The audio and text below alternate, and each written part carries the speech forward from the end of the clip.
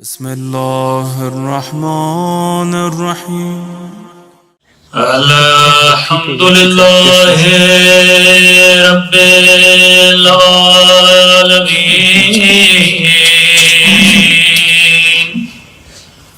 الحمد لله كما هو أهله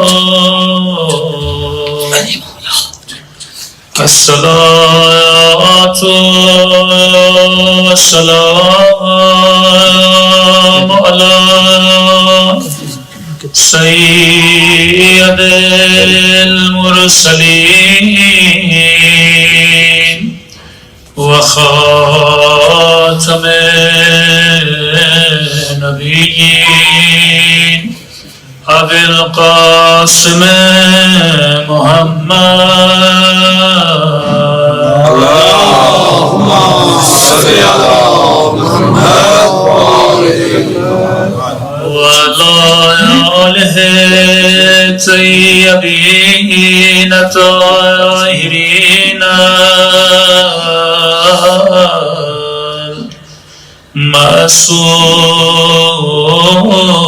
المعصومين. سبھی کے دعائیں امام سمانا.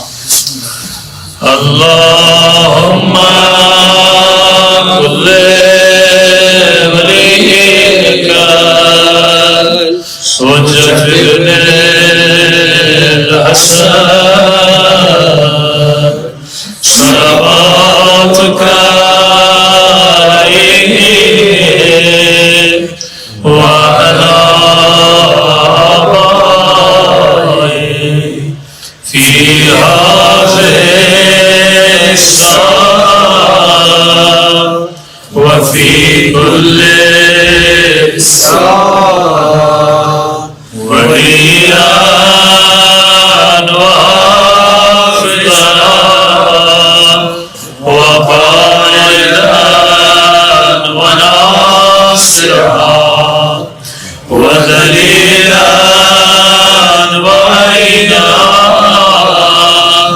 حتى تسكنه أرضك طوعا وتمتعه فيها طويلا برحمتك يا أرحم الراحمين. محمد محمد. بسم الله الرحمن الرحيم. رب اشرح لي صدري ويسر لي أمري واحلل عقدة من لساني يفقهوا قولي. أما بعد فقد قال سبحانه وتعالى في محكم كتابه المجيد وفرقانه الحميد وقوله الحق وهو أصدق الصادقين. بسم الله الرحمن الرحيم. وما أرسلناك إلا رحمة للعالمين. صلوات پر محمد وآل محمد. اللهم صل على محمد محمد. دعا ہے کہ پروردگار عالم ہم سب کی عبادتوں کو اپنی بارگاہ میں قبول فرما دیں اور جس ہدف خلقت کی وجہ سے یہ مجالس برپا کی جاتی ہیں ان مقاصد میں بھی ہم سب کو کامیابی عطا فرما دیں. قرآن مجید کی بہت ہی معروف اور مشہور آیت کہ وما ارسلناک الا رحمۃ للعالمین. اے حبیب ہم نے آپ کو عالمین کے لیے رحمت بنا کر بھیجا ہے. صرف یہ نہیں کہ ہم نے آپ کو مکے والوں کے لیے رحمت بنایا، ہم نے آپ کو مدینے والوں کے لیے رحمت بنایا، ہم نے آپ کو دنیا والوں کے لیے رحمت بنایا، ہم نے آپ کو صرف انس و جن کے لیے رحمت نہیں بنایا.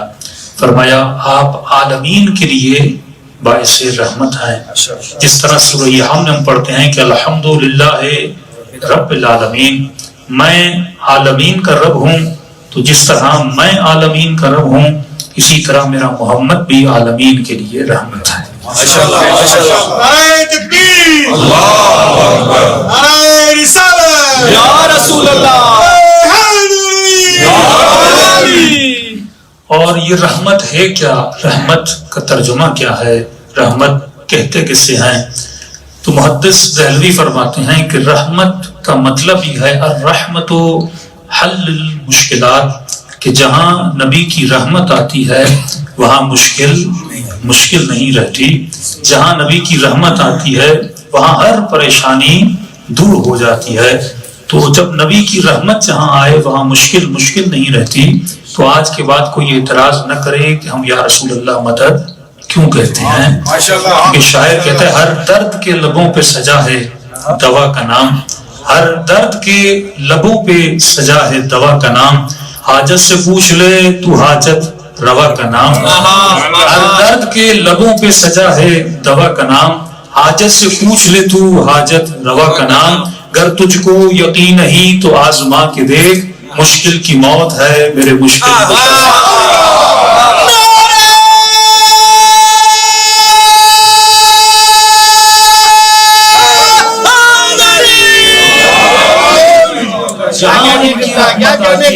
وہاں مشکل نہیں رہتی، وہاں ہر پریشانی دور ہو جاتی ہے۔ تو فرمایا جس محفل میں ذکر محمد اور آل محمد ہوتا ہے وہاں مشکل نہیں رہتی، پریشانیاں دور ہو جاتی ہے۔ اب یہ تو ہر مسلمان فضائل رسول کو کبھی قرآن سے بیان کرتا ہے، کبھی حدیث سے بیان کرتا ہے، لیکن سرحد فضائل محمد اور آل محمد نہ قرآن تک محدود ہیں نہ حدیث تک محدود ہیں۔ فرمایا جس بھی آسمانی کتاب کو بلند کرو گے اس کتاب میں محمد کے فضائل بھی نظر آئیں گے، آل محمد کے فضائل بھی نظر آئیں گے۔ بعض لوگوں نے تو یجروید سے فضائل نکالے، اتھروید سے فضائل نکالے، ساموید سے فضائل نکالے، اور آج اگر انجیل کو اٹھاؤ تو وہ بھی فضائل محمد بیان کرتی ہے، اگر توریت کو اٹھاؤ تو وہ بھی فضائل محمد کو بیان کرتی ہے۔ دیکھیے انجیل کو کہتے ہیں نیو ٹیسٹمنٹ اور توریت کو کہتے ہیں اولڈ ٹیسٹمنٹ، اور ان چیزوں کے مجموعے کو کہا جاتا ہے بائبل۔ اب ایک انجیل اور توریت کی آیت آپ کے سامنے پڑھنا چاہتا ہوں کہ مسلمان اگر فضیلت کو ثابت کرنا چاہتا ہے اسے صرف قرآن تک محدود نہیں رہنا چاہیے، مختلف کتابوں سے جا کر بھی وہ محمد اور آل محمد کے فضائل کو نکال سکتا ہے۔ اب یہ کتاب انگریزوں کے پاس اویلیبل ہے، توریت جس طرح میں نے کہا اسے کہتے ہیں اولڈ ٹیسٹمنٹ۔ ایک آیت اولڈ ٹیسٹمنٹ کی آپ کے سامنے پڑھنا چاہتا ہوں۔ اولڈ ٹیسٹمنٹ اس میں بھی جس طرح آپ کے پاس سورت ہے، آپ کے پاس آیت ہے، سورت کو چیپٹر کہتے ہیں، آیت کو ورس کہتے ہیں، تو چیپٹر نمبر 18 ہے، اور بڑی آسانی ورس نمبر بھی کیا ہے 18 ہے، سورت کا نمبر بھی 18 ہے، آیت کا نمبر بھی 18 ہے۔ اس میں حضرت موسیٰ فرماتے ہیں کہ پروردگار عالم نے فرمایا کہ I will send them the prophet from among them own people, he will not speak، میں ایک پیغمبر ان کی طرف بھیجوں گا، اے موسیٰ تمہاری بات، ایک نبی بھیجوں گا جو اپنی مرضی سے کچھ بھی نہیں کہے گا، ایک ایسا نبی بھیجوں گا جو ان کے اندر سے ہوگا، اور وہ جو کہے گا he will speak، وہ وہی بولے گا جو اسے میں بولوں گا، اور وہ اپنی مرضی سے کچھ بھی نہیں بولے گا۔ اور یہی چیز آپ کو نظر آتی ہے قرآن مجید میں کہ وما ينطق عن الهوى ان هو الا وحی یوحی، یہ جو مصطفیٰ ہے اپنی مرضی سے کچھ بھی نہیں بولتا، یہ وہی بولتے ہیں جو مرضی پروردگار عالم ہے۔ اور حضرت عیسیٰ نے بھی یہی فرمایا کہ ایک نبی آئے گا جو اپنی مرضی سے کچھ بھی نہیں بولے گا۔ اب سوال یہ ہے پہلی نشانی جو پروردگار عالم بتاتے ہیں کہ اے موسیٰ میں ایک نبی بھیجوں گا جو بالکل تمہاری طرح ہوگا، جس کے اندر نشانیاں تمہاری والی نشانیاں ہوں گی۔ اب سوال یہاں پر یہ بلند ہوتا ہے کہ عیسائیوں نے کہا کہ جو نبی خدا نے بھیجا ہے یہ عیسیٰ ہے، لیکن اگر انسان دلیل سے بات کرے کہ خدا نے یہ کہا کہ میں ایک ایسا نبی بھیجوں گا جو بالکل اے موسیٰ تمہاری طرح ہوگا، اب نشانیوں کو ملاتے جائیے کہ کیا عیسیٰ حضرت موسیٰ سے ملتے ہیں یا ہمارے نبی حضرت موسیٰ سے ملتے ہیں؟ حضرت عیسیٰ کا بھی مقام بہت بلند ہے، لیکن اگر نشانیوں کو ملایا جائے کہ خدا نے کہا ایک ایسا نبی بھیجوں گا جو لائک یو ہوگا، بالکل تمہاری طرح ہوگا، وہی کہے گا جو میں کہوں گا، کبھی بھی اپنی مرضی سے کچھ بھی نہیں کہے گا۔ اب آئیے موازنہ کرتے ہیں کہ عیسیٰ موسیٰ جیسے ہیں یا ہمارے مصطفیٰ موسیٰ جیسے ہیں۔ سب سے پہلی بات یہ ہے کہ حضرت موسیٰ نے آتے ہی حکومت قائم کی تھی، حضرت عیسیٰ کی کوئی حکومت نہیں تھی۔ دوسری دلیل یہ ہے کہ حضرت موسیٰ نے شادی کی تھی اور حضرت عیسیٰ نے شادی نہیں کی تھی۔ مثال کے طور پہ کئی ایسی جگہ ہوتی ہیں جہاں لکھا جاتا ہے شادی شدہ آ سکتے ہیں اور جو کنوارے ہیں یہاں پہ ان کے لیے آنا الاؤ نہیں ہے، تو دنیا یہ فرق سمجھتی ہے۔ عیسیٰ نے پوری زندگی میں شادی نہیں کی، رسول خدا نے شادی کی، حضرت موسیٰ نے شادی کی، رسول خدا نے اپنی شریعت کو نافذ کیا، بلکہ حضرت عیسیٰ نے آنے کے بعد یہ کہا ہے لوگوں میں اپنی شریعت لے کر نہیں آیا بلکہ میں اسی شریعت پہ عمل کرنے کا پابند ہوں جو شریعت حضرت موسیٰ ہے۔ لیکن ہمارے نبی نے شریعت کو نافذ کیا، حضرت موسیٰ نے شریعت کو نافذ کیا، حضرت موسیٰ نے شادی کی، حضرت محمد نے شادی کی۔ حضرت موسیٰ علیہ السلام فرعون کے ظلم کی وجہ سے ہجرت کر کے چلے جاتے ہیں، اور ہمارے نبی بھی ابو لہب اور ابو جہل کے ظلم کی وجہ سے مکے سے ہجرت کر کے چلے جاتے ہیں، اور حضرت موسیٰ واپس آتے ہیں اور ان کو فتح ملتی ہے، فرعون کو شکست دیتے ہیں، اور ہمارے نبی بھی جب مدینے سے واپس آتے ہیں فتح مکہ میں ان کو کیا ملتی ہے؟ فتح ملتی ہے۔ اگلی دلیل بہت بڑی پیاری دلیل ہے، فرمایا حضرت موسیٰ کی بھی ایک بیٹی تھی اور حضرت محمد کی بھی دلیلوں کو ملاتے جائیں گے۔ حضرت موسیٰ کی بھی ایک بیٹی تھی اور حضرت محمد کی بھی ایک بیٹی تھی، اور حضرت موسیٰ جب کوہ طور پہ جا رہے تھے تو اپنا جانشین ہارون کو رسول خدا کو جب امت سے جا رہے تھے تو علی کا ہاتھ بلند کر کے کہا جس کا میں مولا ہوں اس کا علی مولا ہے، اور جب موسیٰ امت سے دور ہوتے ہیں تو لوگوں نے ہارون کا انکار کر دیا، اور نبی جب پردہ پوش ہو کے چلے جاتے ہیں تو امت نے علی کو خلیفہ ماننے سے انکار کر دیا، اور حضرت موسیٰ نے اپنا جانشین اپنے چچا زاد بھائی کو بنایا تھا جو حضرت ہارون ہے، اور حضرت محمد نے بھی اپنا جانشین اپنے چچا زاد بھائی کو بنایا۔ تو فرمایا علی انت منی بمنزلت ہارون من موسیٰ، تم بالکل میرے لیے ایسے ہو جیسے ہارون موسیٰ کے لیے تھے۔ اور اگلی بات بڑی عجیب ہے، حضرت موسیٰ نے اپنی بیٹی کی شادی حضرت ہارون سے کروائی تھی، اور حضرت محمد نے اپنی بیٹی کی شادی حضرت علی سے کروائی تھی۔ حضرت ہارون کے 3 بیٹے تھے، ایک کا نام شبر تھا، ایک کا نام شبیر تھا، ایک کا نام مشبر تھا۔ حضرت علی کے بھی جناب زہرا سے 3 بیٹے تھے، ایک کا نام حسن تھا، ایک کا نام حسین تھا، ایک کا نام محسن تھا۔ اب لفظ شبر عبری لفظ ہے، لفظ شبیر عبری لفظ ہے، لفظ مشبر عبری لفظ ہے۔ جب شبر کا ترجمہ عربی میں کرو تو حسن بنتا ہے، شبیر کا ترجمہ عربی میں کرو تو حسین بنتا ہے، مشبر کا ترجمہ عربی میں کرو تو محسن بنتا ہے۔ حضرت موسیٰ کا جو پہلا جانشین، 12 جانشین قرآن بتاتا ہے حضرت موسیٰ کے 12 جانشین ہے، پہلا جانشین ہارون ہے، حضرت محمد کی بھی 12 جانشین ہے، پہلا جانشین علی ہے، حضرت موسیٰ کا آخری جانشین حضرت عیسیٰ ہے جو آج بھی زندہ ہے، غیب کے پردے میں ہے، اور حضرت انسان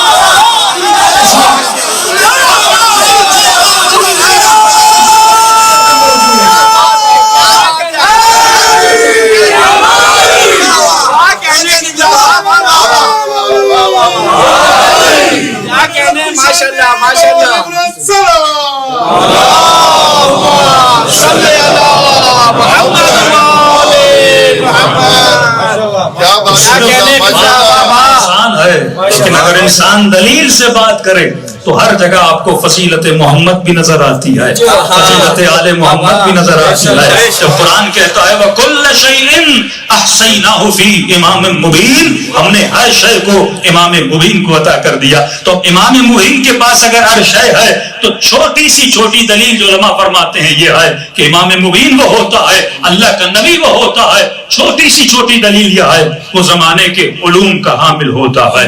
کچھ لوگ اعتراض کرتے ہیں کہ مولانا کاش دنیا میں ایک زبان ہوتی، مثلا سارے لوگ پنجابی بولتے، سارے لوگ اردو بولتے، سارے لوگ سرائکی بولتے، پوری دنیا میں فرینچ چلتی، انگلش چلتی تو مسئلہ نہ ہوتا۔ ہم عراق جاتے ہیں تو عربی نہیں آتی، ایران جاتے ہیں تو فارسی نہیں آتی، یورپ جاتے ہیں تو انگلش نہیں آتی، تو اگر ایک زبان ہوتی دنیا کے سارے مسائل حل ہو جاتے۔ امام فرماتے ہیں اللہ کی ہر چیز میں حکمت پائی جاتی ہے اور ہر چیز میں فضیلت چھپی ہوئی ہوتی ہے۔ اگر اس نے کائنات میں اتنے علوم رکھے، تمہاری زندگی اتنی نہیں ہے کہ تم علم نجوم کو بھی حاصل کر سکو، تم علم حساب کو بھی حاصل کر سکو، تو زندگی کم ہے، علم زیادہ ہے۔ اور اگر کسی ایسے کو بنائے گا جس کے پاس سارا علم ہوگا، آٹومیٹیکلی تمہیں اس کے دروازے پہ جانا پڑے گا۔ تبھی فرمایا انا مدینۃ العلم وعلی بابھا، میں شہر علم ہوں اور علی اس کا دروازہ ہے۔ تو کائنات میں جتنی زبانیں ہیں یہ بھی اعجاز محمد اور آل محمد کی نشانی ہے کہ فرمایا اگر کسی زمانے میں کوئی جھوٹا امام آ کر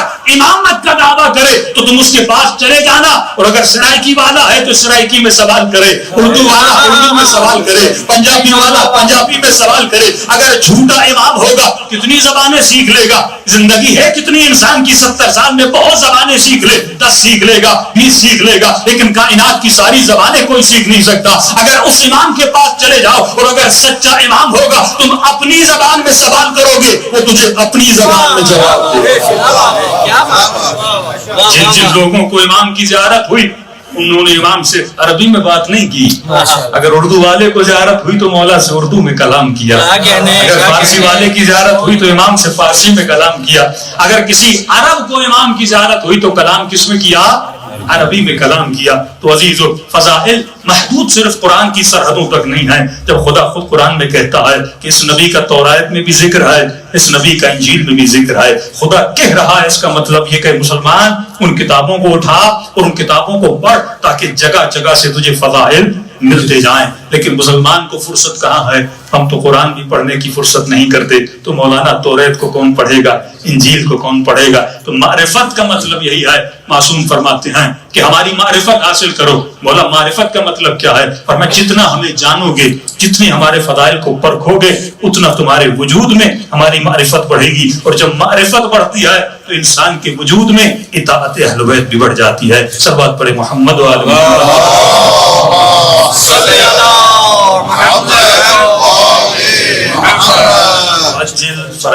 عزیزان محترم، ہر زمانے میں اہل بیت سے محبت رکھنے والے بھی موجود تھے، اہل بیت سے دشمن کرنے والے بھی موجود تھے، اور جس زمانے میں ہم رہتے ہیں اس کو کہا جاتا ہے آخر الزمان۔ کون سا زمانہ؟ آخری زمانہ۔ کہ وہاں فرماتے زمانے میں یہ زمانہ فتنوں کا زمانہ ہوگا، کہ زمانے میں ایمان کو بچانا ایسے ہے جیسے ہاتھ پہ آگ کے انگارے کو رکھنا ہے، اور اس زمانے میں حق کو تلاش کرنا ایسے ہے جیسے کالی رات میں کالے پتھر پر کالی چونٹی کو تلاش کرنا ہے۔ اور یہ زمانہ نکھار کا زمانہ ہے، ابھار کا زمانہ ہے۔ اسپیشلی اس زمانے میں جن مسائل کا شیعت شکار ہے، سب سے زیادہ اس زمانے میں شیعت مسائل کا شکار ہے۔ کہ زیارت عاشورہ میں فرماتے ہیں سلم لمن صالمکم وحرب لمن حاربکم۔ یہ معیار ہے کہ مولا جو آپ سے محبت کرتا ہے ہم اس سے محبت کرتے ہیں۔ لیکن صدیوں سے ہمارے ممبر کا ایک مزاج بنا رہا، جب ممبر کا مزاج بدلتا ہے تو عوام کا مزاج بھی بدلتا ہے۔ وہ قومیں جو اپنی حالت نہیں بدلتی، خدا بھی ان کی حالت کو نہیں بدلتا۔ وہ شیعہ ایران کا ہو، وہ شیعہ عراق کا ہو، وہ شیعہ لبنان کا، شیعہ تو شیعہ ہے، لیکن لبنان کے شیعہ کو دنیا میں اتنی عزت، ایران کا شیعہ دنیا کی طاقتوں کا سامنا بھی موازنہ کرتا ہے، اور ایک طرف آذربائیجان کے شیعہ ہیں جو کمپلیٹلی سیکولر ہیں، ان ظالموں اور اسرائیل کے ساتھ ہاتھ بھی ملا کے بیٹھے۔ مسلمان تو پاکستان کا مسلمان بھی ہے، جب رسول کی توہین کی بات آتی ہے تو دفاع رسالت میں باہر نکلتے ہیں۔ دوسری طرف سعودی عرب کا مسلمان بھی ہے، دوسری طرف ملیشیا، مختلف کنٹریز کے مسلمان بھی ہیں۔ تو صرف نعرہ مارنا یا صرف زبان سے اقرار لا الہ الا اللہ محمد رسول اللہ یا علی ولی اللہ کہنا کافی نہیں ہے، جب تک وہ اقرار قلب میں اتر نہ جائے۔ اب مجھے پتا کیسے چلے کہ یہ کلمہ جو ہے میرے دل میں اترا بھی ہے کہ نہیں اترا؟ میرے چھٹے امام اصول کافی مولا کا فرمان ہے، امام فرماتے ہیں جب لوگ دین ان لوگوں سے لیں جن کے دلوں میں مال دنیا کی محبت ہے تو لوگوں کا دین تباہ و برباد ہو جائے گا۔ دو المیے ہیں شیعت میں اور اہل سنت کے مکتب میں۔ اہل سنت نے ممبر پہ پابندی لگائی کہ ان کے ممبر پر کبھی بھی عالم کے علاوہ کوئی اور نہیں جائے گا، لیکن اہل سنت نے محراب پہ کوئی پابندی نہیں لگائی، جو بھی آئے محراب پہ کیا ہو جائے؟ کھڑا ہو جائے۔ ولید نماز پڑھائے، وہ جمعے کا دن ہو اور بدھ کو پڑھا دے تو کوئی مسئلہ نہیں ہے۔ حاکم کیسا بھی ہو، پیش امام کیسا بھی ہو، وہ کانا ہو، وہ لنگڑا ہو، وہ لولا ہو، وہ چاہے عقیدے میں لنگڑا لولا ہو، کوئی مسئلہ نہیں، اسے کھڑا کر دیتے ہیں۔ حالانکہ مکتب تشیع میں محراب کے لیے شرط نہیں ہے اتنی سخت جتنی ممبر کے لیے شرط سخت ہے۔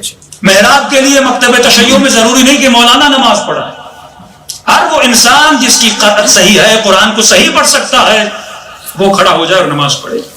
لیکن ہم کہتے ہیں نہیں، جب تک مولانا نہیں ہوگا ہم اس کے پیچھے نماز نہیں پڑھیں گے. حالانکہ نماز کے لیے قطعاً یہ شرط نہیں. گھر میں 4 بھائی، ایک آگے کھڑا ہو جائے، 3 پیچھے کھڑے ہو جائیں اور نماز پڑھنا شروع کر دیں، 1 رکعت کا ثواب 10 رکعت میں حاصل کر سکتے ہیں. لیکن ہم نے محراب کو اتنا سخت بنایا کہ محراب کے لیے مولانا کا ہونا ضروری ہے. اور جس ممبر کے لیے امام صادق فرماتے ہیں کہ لوگوں ممبر پر ایسے لوگوں کو بٹھانا، سب سے پہلی شرط یہ ہے کہ یہ دیکھنا اس کے دل میں مال دنیا کی محبت زیادہ ہے یا علی کی محبت زیادہ ہے. کیونکہ اگر دنیا کی محبت ہوگی وہ تجھے دین نہیں دے گا، وہ دین کو اپنی خواہش میں بیچنا شروع کر دے. قاضی شریح مولا نے خط لکھا، قاضی شریح میں نے دیکھا ہے کہ تم نے بہت بڑا گھر لیا ہے. فرمایا یہ سیرت علی ابن ابی طالب کے خلاف ہے. اور وہی قاضی شریح فتویٰ لکھتا ہے. فتویٰ کب جاری کرتا ہے؟ جب اس کے سامنے سونے کے سکے اور جواہرات آتے ہیں. یہی قاضی شریح ہے کہ فرمایا جب پہلی مرتبہ کہا کہ قاضی شریح تم سے فتویٰ لینے آئے ہیں، کون سی فتویٰ کا فتویٰ لینے آئے ہیں کہ قتل حسین کا فتویٰ جاری کرو. اس کے سامنے قلم اور دوات تھا، دوات اینٹ کا بنا ہوا تھا. اس نے اس دوات کو اٹھا اور اپنے سر پہ مارا. جب پہلی مرتبہ سنا تو گویا قاضی شریح نے اپنا خون نکالا تھا کہ وائے ہو تم پر، میں حسین کے لیے لکھوں کہ حسین علیہ باللہ واجب القتل ہے. کہ قاضی شریح کو جانتے تھے اس کے دل میں مال دنیا کی محبت ہے. کہ قاضی شریح تمہاری مرضی ہے، فتویٰ تو کوئی اور بھی لکھ دے گا. اتنے قاضی ہیں، فتویٰ تو کوئی بھی لکھ دے گا. حسین کو تو ویسے ہی شہید ہونا ہے. قاضی شریح لیکن اگر نہیں لکھو گے تم پیسوں کو گوا دو گے. حسین تو ویسے چلے جائیں گے، تجھے کیا ملے گا؟ کہ پوری رات کا وقت سوچتے رہو. وہ سکے اور سونے کے درہم اس کے سامنے رکھ دیے. قاضی شریح کہتا ہے پوری رات کبھی سکوں کو دیکھتا تھا، کبھی سوچتا تھا فتویٰ لکھوں نہ لکھوں. آخر میں شیطان غالب ہوا کیونکہ مال دنیا کی محبت زیادہ تھی اور قاضی شریح نے لکھ دیا کہ حسین واجب القتل ہے. تو جب منبر تجارت بن جائے، المیہ یہ ہے کہ بھئی ڈاکٹر کا بیٹا ڈاکٹر بن سکتا ہے، اس میں کوئی عیب نہیں ہے. لیکن ڈاکٹر کا بیٹا ڈاکٹر بنے ڈاکٹری کا علم حاصل کرنے کے بعد. آپ کو کوئی کہے کہ کسی ایسی ہاسپٹل میں جائیے جہاں پہ ایک ڈاکٹر ہے لیکن فیک ڈگری والا ہے، آپ جاؤ گے اپنی کڈنی اس سے بنوانے میں، آپ جاؤ گے اپنی آنکھیں دکھانے. اس کا مطلب میں جسم کے لیے بڑی ویلیو رکھتا ہوں، لیکن جب دین کی بات آتی ہے میں ہر ایرے غیرے کے پاس چلا جاتا ہوں. جب دین کی بات آتی ہے میں یہ جاننے کی بھی کوشش نہیں کرتا اس نے علم دین کتنے سال پڑھا ہے، اس نے کلام معصوم سے کتنی انسیت ہے. میں دین کے لیے ہر بندے کو بٹھا دیتا ہوں. حالانکہ اگر میری آنکھ خراب ہو جائے، میری کڈنی فیل ہو جائے، میرا ہارٹ فیل ہو جائے، زیادہ سے زیادہ جسم مر جائے گا، لیکن اگر میرا ایمان خراب ہو جائے میری آخرت تباہ و برباد ہو جائے. کیوں لوگ تباہ ہوئے؟ کیونکہ منبر پر غلط لوگ بیٹھے تھے. کیوں لوگ مخالف اہل بیت بنے؟ کیوں 100 سال تک منبر سے مولا علی پہ سب و شتم کیا گیا؟ کیونکہ منبر پر کیا تھے؟ دین فروش لوگ تھے. 1980s کا واقعات ہیں کہ جب ایران اور عراق کی جنگ چل رہی تھی، صدام نے اتنی نمائش کی پاکستان میں، ہمارے کراچی کے شہر میں مولویوں کو خریدا گیا. وہ خریدتے ہیں، ملاؤں کو خریدتے ہیں، مولویوں کو خریدتے ہیں، سادہ لوگوں کو خریدتے ہیں جن کے دل میں مال دنیا کی محبت ہے. وہ مولوی بغداد میں جاتے ہیں، صدام کی نشست میں بیٹھتے ہیں اور اس کی بیعت کر کے واپس آتے ہیں، کیونکہ وہ جانتے ہیں اگر مال دنیا ہو تو انسان صرف دشمن حسین نہیں بنتا بلکہ ہر زمانے میں وہ دشمن اہل بیت بن جاتا ہے. اور جب کمرشلزم آ جائے، وہ یہ کہے کہ میں علی اکبر کی مجلس تب پڑھوں گا جب مجھے 1 لاکھ روپیہ دے، وہ قیمت لگائے علی اکبر کے خون کی قیمت لگائے، جناب علی اصغر کی قیمت لگائے. جب منبر کمرشلزم کی طرف آ جائے. اور آج یہ اختلافات، میں اس دن ایک کلپ سن رہا تھا، جو مزاج ہمارے منبر کا ہے، مزاج آپ سمجھیے 70-80 سالوں سے ایک مزاج بنا کہ ہم اپنے مخالف کو یا اس پہ لعنت کرتے ہیں، یا دوسرا نعرہ سب سے مشہور ہے جو ہاتھ اٹھائے گا وہ حلالی ہوگا اور جو نہیں اٹھائے گا وہ حرامی ہوگا. کیا کہنے یہ مشہور ہے. ہاں احادیث کثرت میں کہ علی تجھ سے وہی محبت کرے گا جو طیب الولادہ ہوگا اور تجھ سے وہی دشمنی کرے گا جو خبیث الولادہ ہوگا. اور یہ بھی ایک صاف فرماتے ہیں ہم کسی کی ولادت کو چیک کرنے کے لیے چیک کرتے تھے کہ یہ علی سے محبت کرتا ہے یا علی سے دشمنی کرتا ہے. لیکن لفظ ہے دشمنی. لفظ کیا ہے؟ دشمنی. سارے مسلمان تو مولا سے دشمنی نہیں کرتے. آج ایک چھوٹے سے مسئلے پر مثلا جب ایک مزاج عوام کا بن جائے کہ میں اپنے مخالف کو یا لعنت بھیجوں یا اپنے مخالف کو کیا کہوں یہ حرامزادہ ہے. جب ایک عوام کی نیچر بن گئی، یعنی ہاتھ اٹھانے پر بھی یہ کہہ رہے جو ہاتھ اٹھائے گا وہ حلالی ہے، ایک بیچارے کے ہاتھوں میں درد ہے وہ نہیں اٹھا رہا تو ڈر کے مارے وہ بھی اٹھائے گا کیونکہ ذاکر صاحب نے کہہ دیا جو نہیں اٹھائے گا وہ حرامی ہے. آتے ہی مجلس میں حلالی چہرے دیکھ رہا ہوں. سائیکولوجیکلی اٹیک کرنا عوام کی منطق بن گئی. اس منطق کیا بنی؟ میرا جو موافق ہے وہ حلالی ہے, میرا جو مخالف ہے وہ حرامی ہے, لعنتی ہے. یہ سلفی منطق ہے, یہ وہابیت کی منطق ہے. انہوں نے صرف اپنے سوا ہر مسلمان کو کافر سمجھا. یہ منطق اہل بیت علیہ الصلوۃ والسلام کی منطق نہیں ہے. انہوں نے دین کو, انہوں نے مذہب کو کس سے پھیلایا؟ محبت سے پھیلایا. واقعات بہت ہیں, اس خدمت میں عرض کروں گا. لیکن جب یہ منطق بن گئی, اب کیا ہوا؟ پہلے تو ہم لعنت بیچتے تھے غیر پہ, پہلے تو ہم حرام زادہ بولتے تھے کس کو؟ غیر کو, جو شیعہ نہیں تھا. آج یہ نوبت ہے کہ شیعہ شیعہ کو الیاذ باللہ حلالی اور حرامی کی فتوے جاری کر رہے ہیں. شیعہ شیعہ کو حرامی اور حلالی بول رہے ہیں. مراجع کو بولا جا رہا ہے, علماء کو بولا جا رہا ہے, مجتہدین کو بولا جا رہا ہے, کیونکہ ایک نیچر بنی. معصوم نے جب بھی کلام کیا استدلال سے, کہ میں صرف ایک حدیث آپ کے سامنے رکھتا ہوں, جواب میں نہیں دوں گا, اشارہ صرف کروں گا کہ روایات کو پرکھنا, روایات کو سمجھنا اتنا آسان نہیں ہے. میرے پانچویں امام, امام محمد باقر علیہ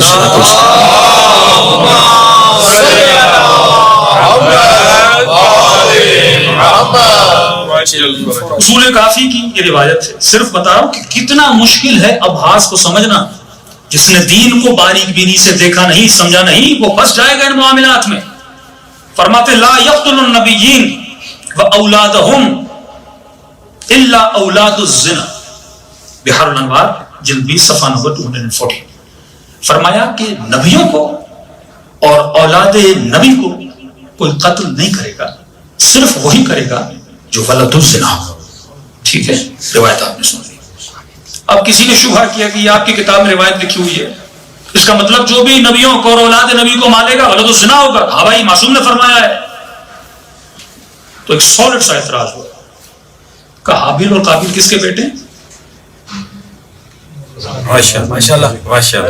کس کے بیٹے ہیں؟ نبی کے, حضرت آدم کے. قابیل نے مثلا حابیل کو مارا, کس کا بیٹا ہے؟ اس حدیث کو وہاں جاری کر سکتے ہیں.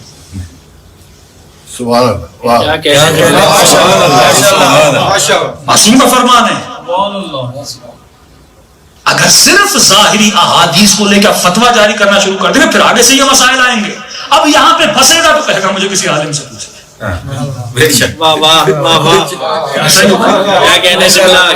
اب جائے گا قم میں دروازہ کھٹکھٹانے, اب جائے گا نجف میں دروازہ کھٹکھٹانے.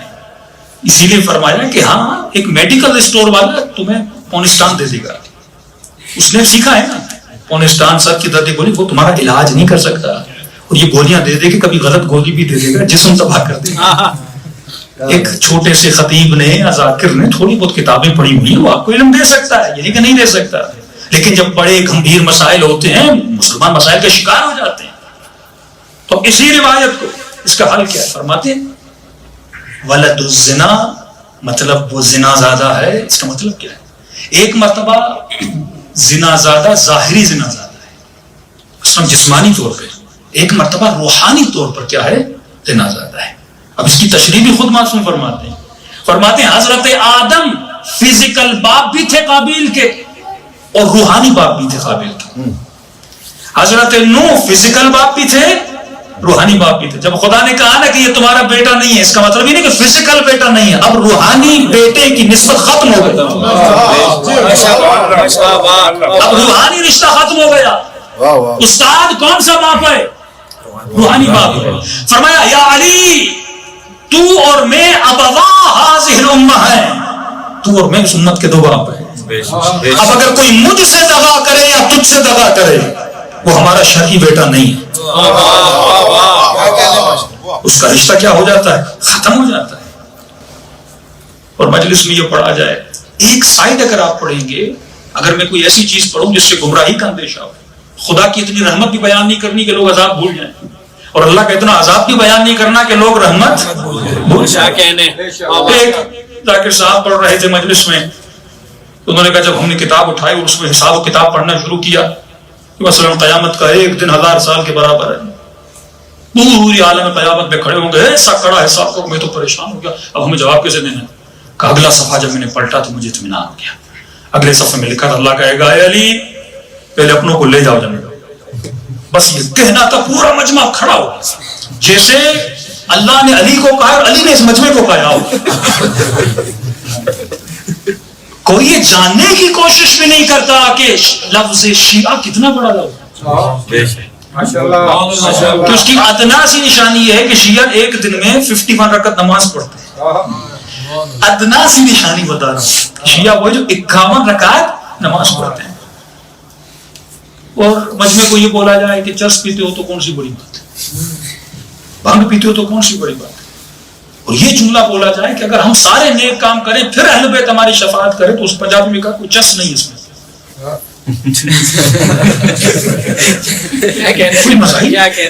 کہ ہم ساری عبادتیں کریں پھر اہل بیت میں جنت میں لے جائیں تو پھر تو کوئی فائدہ ہی نہیں ہے.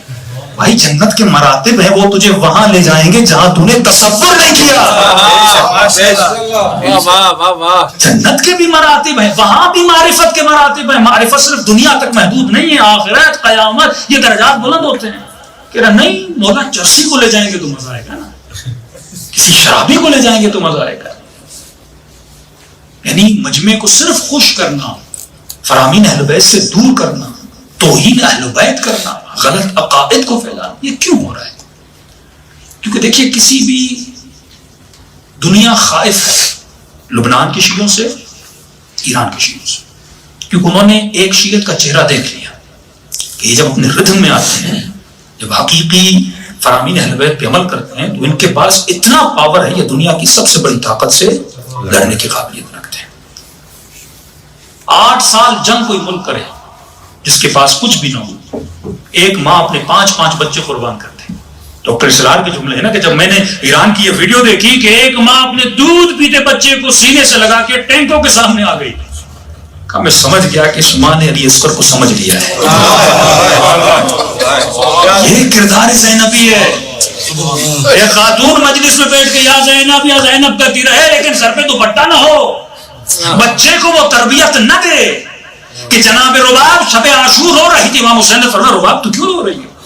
فرمایا مولا کل اکبر کی ماں اکبر کو قربان کرے گی, قاسم کی ماں قاسم کو قربان کرے گی, میرا بیٹا چھوٹا ہے تلوار اٹھانے کی صلاحیت نہیں ہے, مولا میں بھی خواہش رکھتی ہوں میرا بیٹا قربان ہو. امام نے فرمایا رباب تم گھبرانا نہیں, کل میں تیرے اصغر کو اپنے اکبر سے بڑھا دوں گا. یہ جذبہ حسینی ہے, ظلم کا مقابلہ کرنا. یہ جذبہ امام حسین ہے, کردار سازی کرنا. تم کون سا چہرہ شیعت کا پیش کرنا چاہتے ہو کہ جو بھی کرو؟ کیا یہ توہین امیر المومنین نہیں ہے کہ ایک چرسی کو بولا جنت میں لے جائیں گے؟ یہ شیعہ تم پالنا چاہتے ہو یا تم حبیب ابن مظاہر جیسے شیعہ بنانا چاہتے ہو یا تم محسن تمار جیسے شیعہ بنانا چاہتے ہو؟ اب شیعہ ہے کیا؟ شیعہ کہتے کسے ہیں؟ ذرا ہم کلام معصوم میں بھی جائیں. زیادہ وقت نہیں, میں آپ کو صرف 12 صفات جو امام جعفر صادق علیہ الصلوۃ والسلام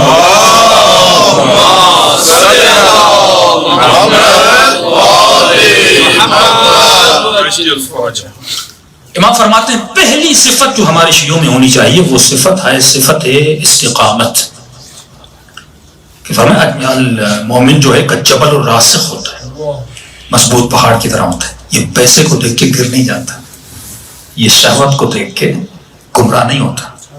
اس کے وجود میں کیا ہوتی ہے؟ استقامت ہوتی ہے. فرماتے لو ان شیعتنا استقاموا لصامحتهم الملائکہ, اگر ہمارے شیعہ استقامت سے اپنے دین پر, اپنے ایمان پر, اپنے کردار پہ کھڑے رہیں تو یہ قابلیت ہے کہ یہ ملائکوں کے ساتھ مصافحہ کریں,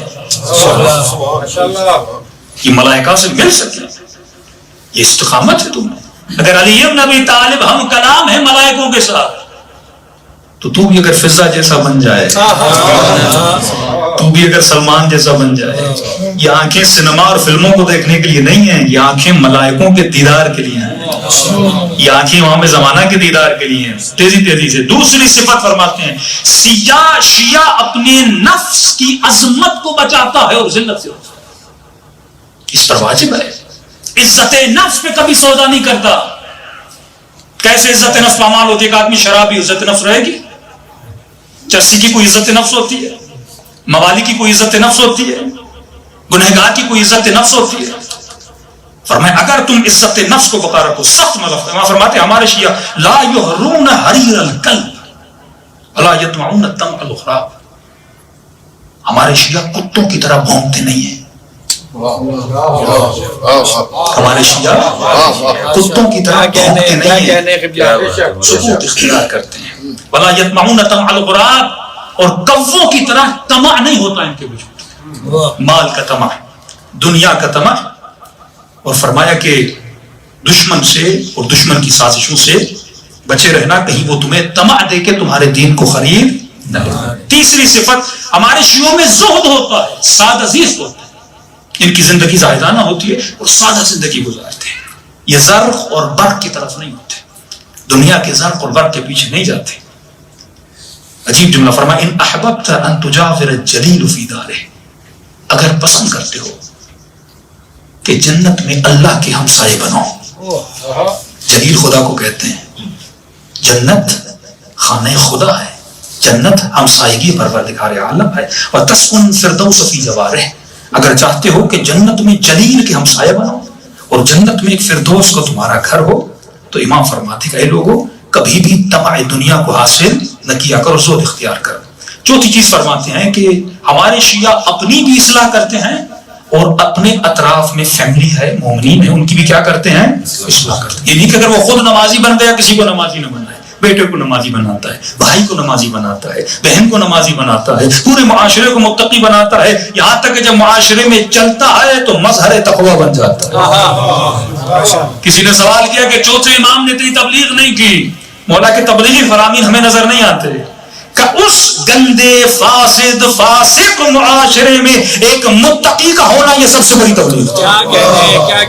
کہ آپ کے محلے میں کوئی نماز نہیں پڑھتا, لیکن وہاں پہ آپ کسی کو یہ مت کہیں نماز پڑھو, صرف آپ اپنے گھر سے نکلے مسجد کی طرف جائیں, صرف لوگوں میں یہ پتا ہو کہ فلاں صاحب کیا ہے, نمازی ہے. یہ سب سے بڑی تبلیغ ہے. فرمایا لا تقل فی المسلمین. دوسرا, کبھی بھی جو گنہگار ہیں ان کی زیادہ تنقید نہ کیا کرو, مطلب ان کو ٹوکا نہ کرو. گنہگاروں کی اصلاح اخلاق سے کیا کر, ان کے جو گناہ ہیں ان کے منہ پہ نہ بولا کرو. مثلا ایک شخص زانی ہے, اب اسے اے زانی ادھر آ جاؤ, اے شراب ادھر آ جاؤ, سختی سے منع کیا. کبھی بھی ایسے نہ کیا کرو. امام کا ایک چاہنے والا ہے, نام تھا اس کا سقرانی, منصور کا زمانہ ہے. امام جانتے تھے یہ گنہگار ہے, محبت رکھتا تھا اہل بیت کا چاہنے والا, لیکن شراب کے گناہ میں مختلف بیماری مبتلا تھا. امام نے کبھی اسے ڈانٹا نہیں. فرماتے امام کو پتا چلا کہ منصور نے جو ماہانہ غریبوں کو ملتا ہے ایک معاوضہ, اس نے وہ بند کر دیا ہے. تو امام منصور کے پاس گئے, اس سے وہ معاوضہ دیا. آنے کے بعد اس شخص کا نام سقرانی, سقرانی کو آ کر وہ معاوضہ دیا کہ میں نے سنا تھا کہ تمہارے پیسے بند ہو گئے ہیں, یہ پیسے میں تجھے دینے آیا ہوں. پھر امام اسے فرماتے ہیں کہ اچھا کام کوئی بھی کرے تو اچھا ہے, اچھا کام کوئی بھی کرے تو اچھا ہے, لیکن میرا چاہنے والا کرے تو بہت اچھا ہے. یا میں ایسے کہوں کہ نماز کوئی بھی پڑھے اچھا عمل ہے, لیکن جب علی والا پڑھتا ہے تو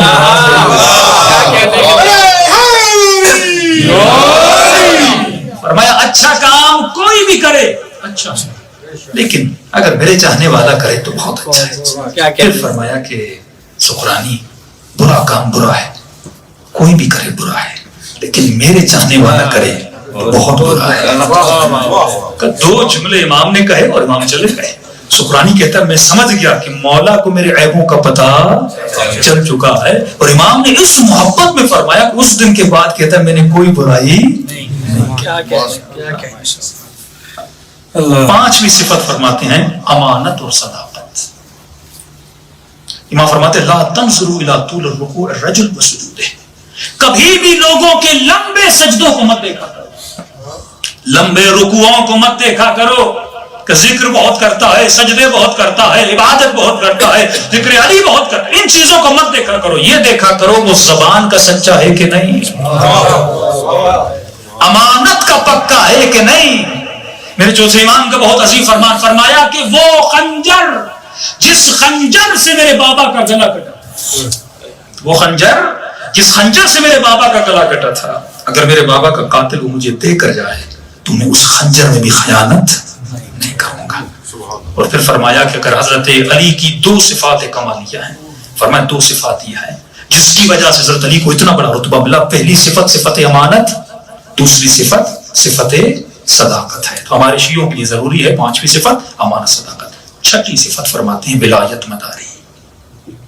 ہمارے شیعہ ولایت مدار ہوتے ہیں، یعنی ان کی زندگی ولایت کے حول میں، اطراف میں، ان کا لمحہ لمحہ ولایت میں گزرتا رہتا ہے. اب فرمایا رحم اللہ شیعتنا، اللہ رحمت کرے ہمارے شیعوں پر. خلقوا من فاضل طینتنا، جن کو اللہ نے ہماری بچی ہوئی مٹی سے بنایا. وعجنوا بماء محبتنا، اور جن کو ہماری محبت کے پانی سے گوندا گیا.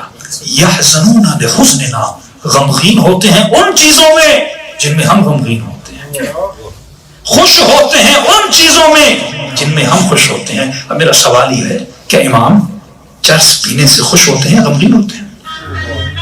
شراب پینے سے خوش ہوتے ہیں یا غمگین ہوتے ہیں؟ جھوٹ بولنے سے خوش ہوتے ہیں یا غمگین ہوتے ہیں؟ گالی دینے سے خوش ہوتے ہیں یا غمگین ہوتے ہیں؟ تو فرمایا وہ کبھی بھی ایسا کام نہیں کرتے جس سے ہماری کیا ہو، دل آزاری ہو. عبداللہ ابن یعفور کو فرمایا واللہ لو خلقت الرمان. عبداللہ ابن یعفور امام کا بہت پیارا صحابی ہے، اس کا ایمان چیک قریب، کہتا ہے مولا خدا کی قسم لو فلقت الرمان، اگر آپ ایک انار کے 2 حصے کر دیں بنصفین، فقلت ھذا حرام وھذا حلال، اگر آپ ایک انار کے 2 ٹکڑے کریں اور مجھے کہیں کہ آدھا حلال ہے آدھا حرام ہے، بولا جو آپ کہیں گے وہ آدھا کھاؤں گا اور جو حرام ہے اسے میں پھینک دوں گا. کیا کہتے یہ ایمان ہوتا ہے. معصوم فرماتے ہیں کہ فقال معصوم رحمک اللہ، خدا تم پر کیا کرے، رحمت نازل کرے. 8ویں صفت امام فرماتے ہیں کہ ہمارے شیعہ شہرت گریز ہوتے ہیں. یہ شہرت پانے کے لیے ہر کام نہیں کرتے، ہر قیمت میں مشہور ہونا نہیں چاہتے. فرماتے ہیں کہ اللہ ہر چیز کو قبول کرتا ہے، کل البر مقبول، ہر عمل خدا کے نزدیک مقبول ہے، لیکن اگر کسی بھی عمل میں ریاکاری آ جاتی ہے تو خدا اس عمل کو کیا کر دیتا ہے، تباہ کر دیتا ہے. تو جو بھی کرو اللہ کی رضا کے لیے کرو، عوام کی رضا کے لیے نہ کرو. 9ویں صفت فرماتے ہیں کہ شیعہ اپنے خاندان کا، اپنے رشتہ داروں کا خیال رکھتے ہیں، اور جو ان کے ہم کلام ہے، مثلا جس کا کلمہ لا الہ الا اللہ ہے، محمد رسول اللہ ہے، ضرور نہیں ولی اللہ پڑھتا ہو کہ نہیں پڑھتا، اگر مسلمان بھی ہے، جو دین میں ان کے ساتھ ایک ساتھ ہیں، فرقے الگ الگ ہیں لیکن دین اسلام ایک ہے، ان کے ساتھ اچھی رفتار، اچھا برتاؤ کرتے ہیں. 10ویں صفت فرماتے ہیں شیعہ با ادب ہوتے ہیں، شیعہ با اخلاق ہوتے ہیں.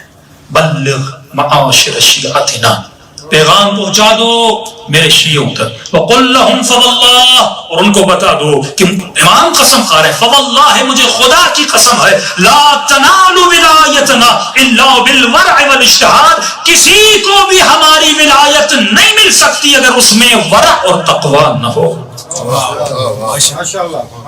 امام صادق قسم کھا کے کہہ رہے ہیں کہ کسی کو ولایت نصیب نہیں ہو سکتی اگر اس کے وجود میں تقوی نہیں ہے، اگر اس کے وجود میں زہد نہیں ہے، اگر اس کے وجود میں گناہ سے دور ہونے کی کوشش نہیں ہے. یہ بتا، جو جھوٹ بولے، جو گناہ کرے، جو شراب پیے، جو مجرے کروائے، جو ان محفلوں میں جائے، کیا اس کو ولایت اہل بیت نصیب ہو سکتی ہے؟ فرماتے خدا کی قسم اس سے ولایت اہل بیت نصیب نہیں ہو سکتی. 11ویں اور آخری صفت فرماتے ہیں ہمارے شیعہ گناہ کی مجالس سے دوری اختیار کرتے ہیں. لا ينبغي للمؤمن ان يجلس مجلسا يعص اللہ، مومن کو اجازت نہیں ہے ایسی مجلس میں بیٹھے جس میں اللہ کی توہین اور اللہ کی مخالفت کی جاتی ہے.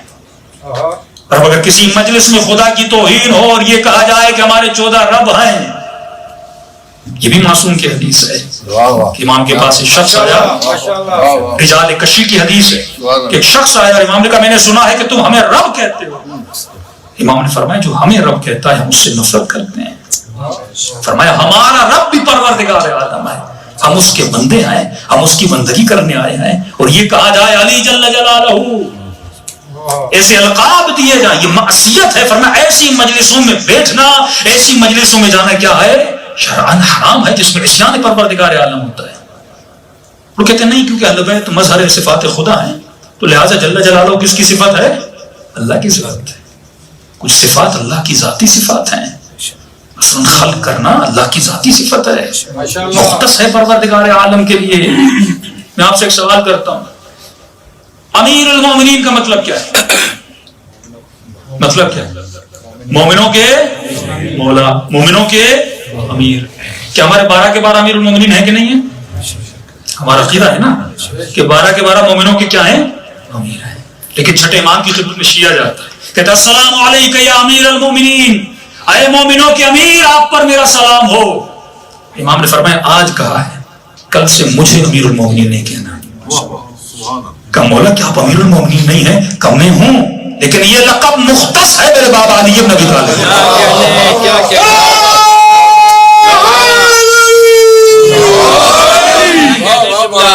کچھ القاب اللہ کے لیے مختص ہیں، کچھ القاب علی کے لیے مختص ہے، کچھ القاب امام حسین کے لیے مختص ہے۔ کیونکہ لقب آتا ہے تو تصور آتا ہے۔ جب میں کہوں صادق آل محمد تو کس کا تصور آتا ہے؟ چھٹے امام۔ جب میں کہوں کاظم آل محمد 7ویں امام کا، الرضا من آل محمد 8ویں امام کا۔ تو اسی طرح جب لفظ جل جلالہ ہوتا ہے تصور کس کا آتا ہے؟ اللہ کا آتا ہے۔ تم جب تصورات میں خلط کرو گے معاشرے کو تباہ و برباد کرو گے۔ یہاں تک فرمایا جو شرک کرے، معصوم فرماتے وہ نجس ہے، نجس ہے۔ قرآن میں اتنی سخت آیت، 3 الٹیمیٹم خدا نے قرآن میں دیے۔ پہلا الٹیمیٹم ہے حبیب اگر تم میری وحی پہنچانے میں غلطی کرو گے تب تجھے سزا دیں گے۔ دوسرا الٹیمیٹم ہے حبیب اگر تم شرک کرو گے تو ہم تمہاری شہرت کو رکھو کاٹ دیں گے۔ تیسرا الٹیمیٹم ہے حبیب اگر تم علی کی ولایت کا اعلان نہیں کرو گے گویا تم نے رسالت کا کوئی کام نہیں کیا۔ یہ اہمیت کو بیان کرنے کے لیے ہے کہ جب خدا اپنے نبی کو ہوشیار دے رہا ہے، الٹیمیٹم دے رہا ہے، تو اگر کوئی عام بندہ شرک کرے گا اس کی سزا کیا کہنے، کیا کہنے۔ نعرہ تکبیر، نعرہ تکبیر، نعرہ رسالت، نعرہ رسالت، نعرہ حیدری، نعرہ حیدری، پاک سیدہ کی شان میں بآواز بلند سلام۔ اللہم صلی علی محمد و آل محمد۔ 11 صفات بیان کی اور 12 بیان نہ کیے جائیں تو عدد کمپلیٹ نہیں ہوتا۔ کیا کہنے، کیا کہنے۔ 12ویں صفت ہے کہ ہمارے شیعہ کثرت سے قرآن کی تلاوت کرتے ہیں، اور شیعہ کو قرآن پڑھنا ہی نہ ہے تو تلاوت کیسے کرے گا؟ قرآن کون تجھے پڑھائے گا؟ عالم پڑھائے گا نا۔ آج شیعہ کو 10 قصیدے یاد ہیں، پنجاب میں دوڑے بولتے ہیں آپ، ذاکروں کے دوڑے جو ہوتے ہیں وہ یاد ہیں، قرآن پڑھنا نہیں آتا۔ یہ حکم معصوم ہے کہ کم از کم ایک دن میں 50 آیتیں قرآن کی پڑھا کر۔ قرآن سے دوری مطلب اہل بیت سے دوری۔ کیا کہنے۔ یہ لازم و ملزوم ہے۔ 2 چیزیں چھوڑ کے جا رہا ہوں، ایک اپنی کتاب، ایک اپنی فطرت تمہارے درمیان چھوڑے جا رہا ہوں۔ تو فرمایا کم از کم ہمارا چاہنے والا 50 آیتیں قرآن کی پڑھتا ہے، اور انسیت اہل بیت تو دیکھو قرآن سے کتنی ہے کہ سر کٹ جاتا ہے، لیکن پھر بھی نو کے نیزہ پہ حسین قرآن کی تلاوت میں مشغول۔ بڑے طریقے سے دشمن شیعت کو تباہ کرتا ہے۔ 3 شیعت کی مضبوطی کے پلر ہیں۔ ایمفرے کی بک پڑھیے، دشمن جو شیعت کے خلاف کرتا ہے 20-20, 30-30 سالوں کے بعد وہ بکس کو کیا کرتا ہے؟ ریلیز کرتا ہے۔ انہوں نے وہابیت بنائی۔ وہابیت کا وتیرہ کیا تھا؟ اپنے علاوہ ہر کسی کو کافر کہو۔ دوسرا سخت ترین جو وہابیت کی نشانی تھی، وہابی پروپیگنڈے میں بڑے مضبوط تھے۔ وہی پروپیگنڈا جو شامی لوگ مولا علی کے خلاف کرتے تھے، کہ جب شام کے لوگوں کو پتا چلا کہ مولا علی کی شہادت مسجد میں ہوئی ہے تو کہنے لگے کہ علی بھی نماز پڑھتے تھے۔ آج تک کسی مومن نے توہین محسوس نہیں کی کہ جب معصوم کی زیارت کو جاتا ہے تو کہتا ہے اشہد انک قد اقمت الصلاۃ وآتیت الزکاۃ، مولا میں گواہی دیتا ہوں کہ آپ نماز پڑھتے تھے یا قائم کرتے تھے، میں گواہی دیتا ہوں آپ زکات دیتے تھے۔ تمہاری اوقات کیا کہ تم حسین کے لیے گواہی دو؟ کیا کہنے، کیا کہنے۔ سوچا اس جملے پہ؟ گنہگار سے گنہگار بھی بندہ جب کربلا جاتا ہے تو یہ گواہی دیتا ہے اشہد انک قد اقمت الصلاۃ وآتیت الزکاۃ، مولا میں گواہی دیتا ہوں کہ آپ نے زکات دی، آپ نے نماز کو قائم کیا۔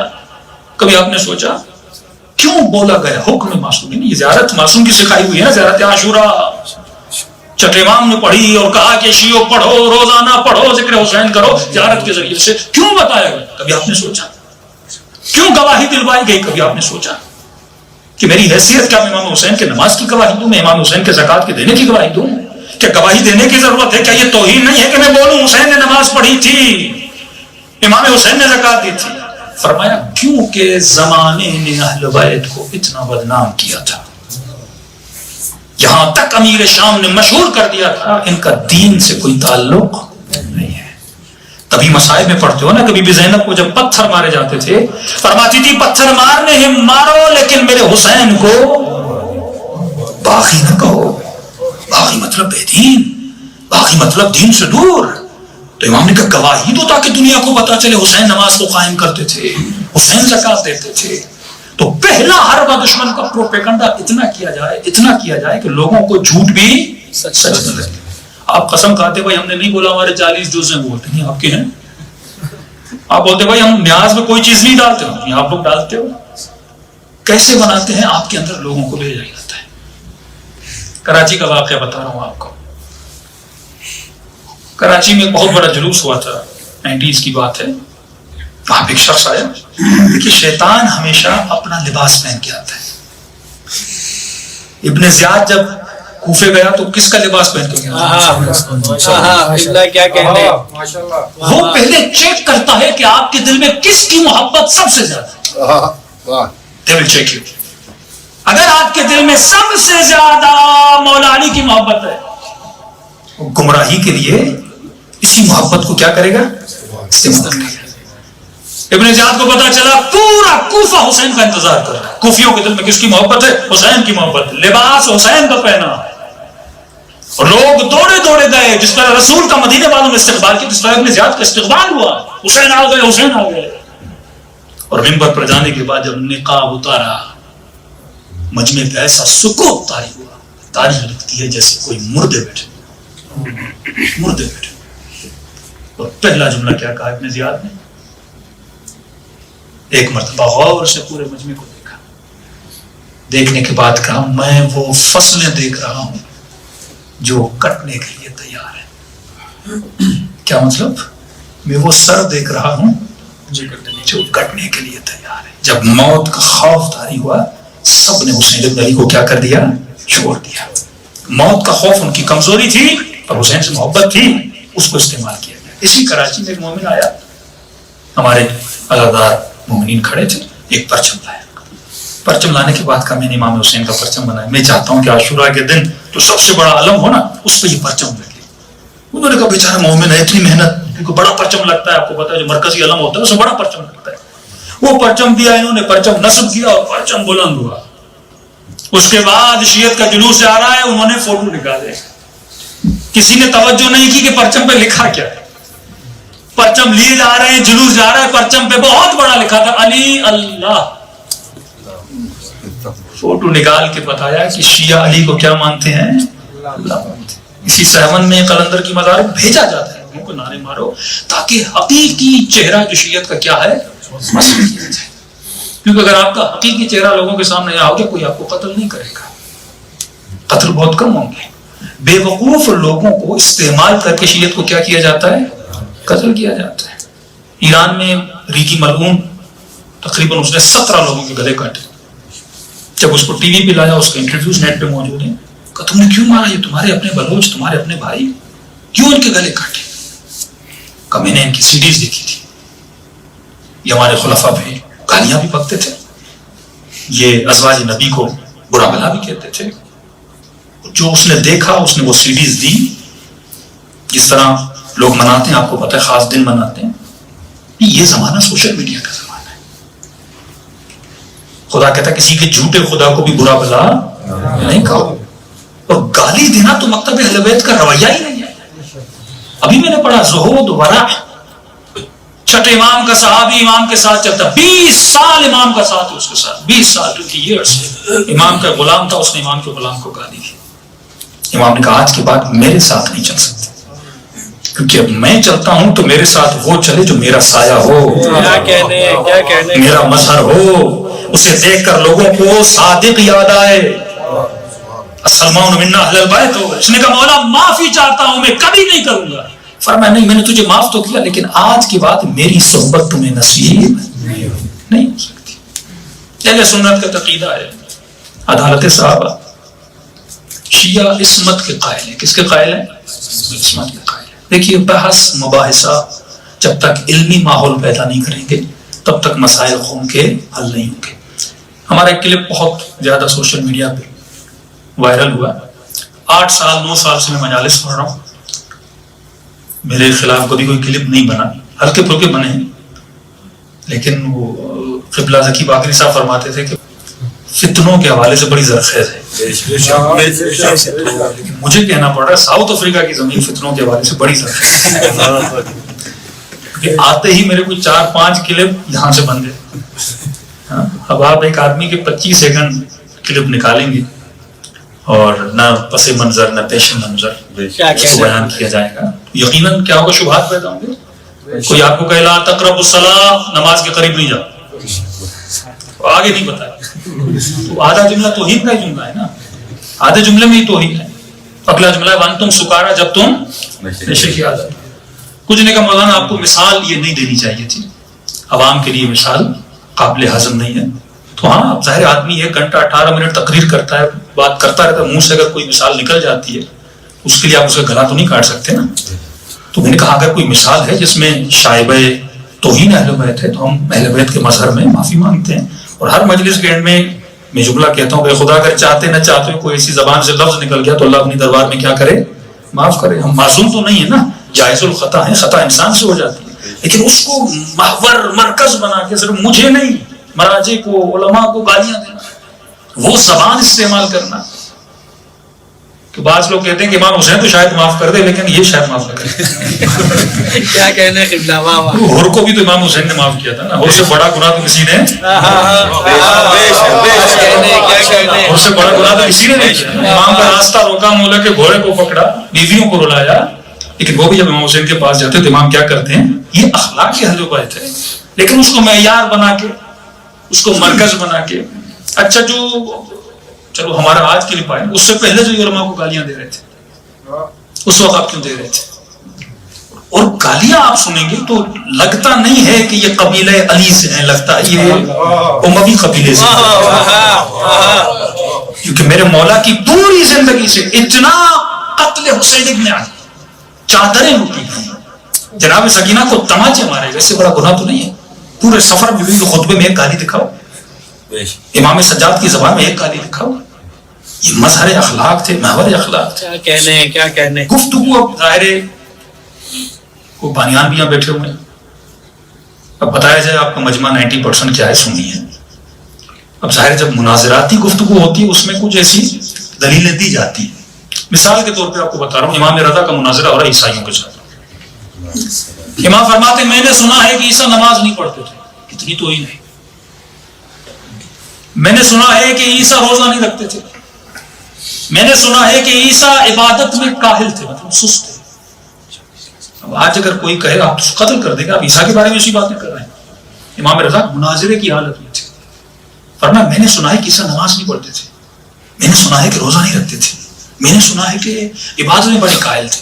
جتنے مسیحی تھے جو عیسیٰ کو خدا بھی مانتے ہیں جلال میں آ کے کھڑے ہو گئے. کئی مسلمانوں کے عالم توہین کر رہے ہمارے نبی کی. کیا مطلب وہ نماز نہیں پڑھتے تھے؟ کیا مطلب وہ روزے نہیں رکھتے تھے؟ کیا مطلب وہ عبادت میں سست تھے؟ کہ ہماری کتابوں میں لکھا ہے عیسیٰ پوری رات عبادت کرتے تھے. دنوں میں روزے کی حالت میں ہوتے تھے. دن رات خدمت کرتے تھے لوگوں کی.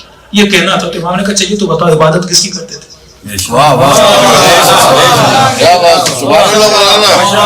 روزہ کس کے لیے رکھتے تھے؟ اب وہ شش و پنج ہو گئے. یہ تو امام نے ایک جال بچھا کے ہمیں کیا کر دیا پھنسا دیا. وہ کہتے عیسیٰ خدا ہے کہ اگر خدا تھا تو سجدہ کس کو کرتا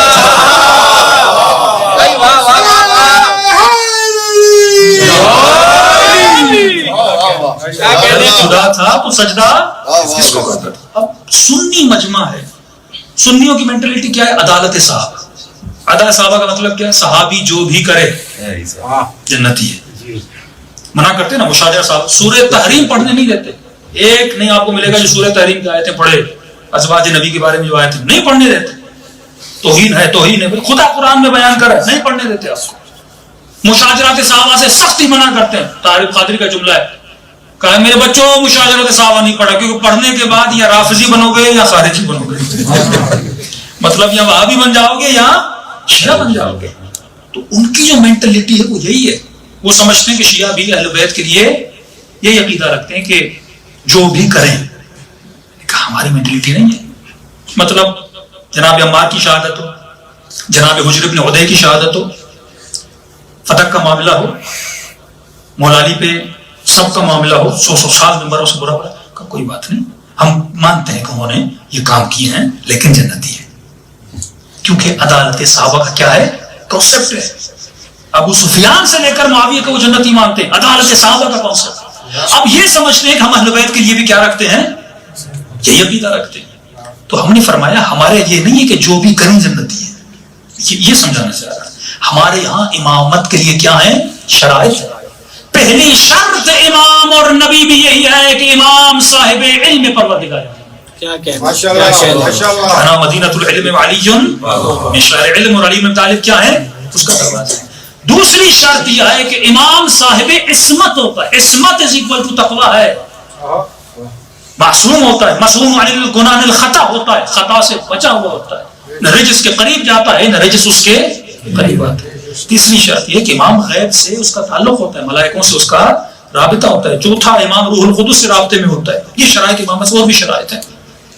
تو اب وہاں پہ اس منظر میں ہو سکتا ہے لوگ کہ مولانا مثال چننے میں آپ نے کوئی اور مثال دینی چاہیے. آپ صحیح فرما رہے ہیں, اگر مثال سے اعتراض ہے تو آپ کی بات بالکل صحیح ہے.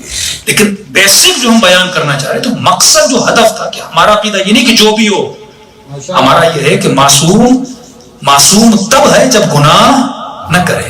وہ قسیم النار والجنت تب ہے جب اس میں یہ ساری نشانیاں پائی جاتی ہیں. اور لوگ جاتے تھے معصومی سے سوال کرتے تھے, امام جواد سے آگے سوال کرتے تھے, ہم نے سنا ہے آپ جانشین کا میں ہوں. سلونی کے دعوے کا مطلب کیا, پوچھو جو کچھ مجھ سے پوچھنا. معصومین سے سوالات ہوتے تھے اور وہ جوابات دیتے تھے. صلوات پڑھے محمد و آل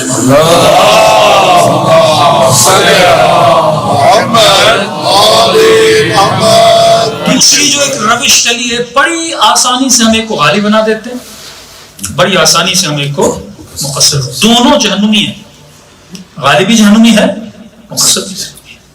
اور ایک مرتبہ زیارت عاشورہ پڑھتے ہیں نیسل مولمان صاحب.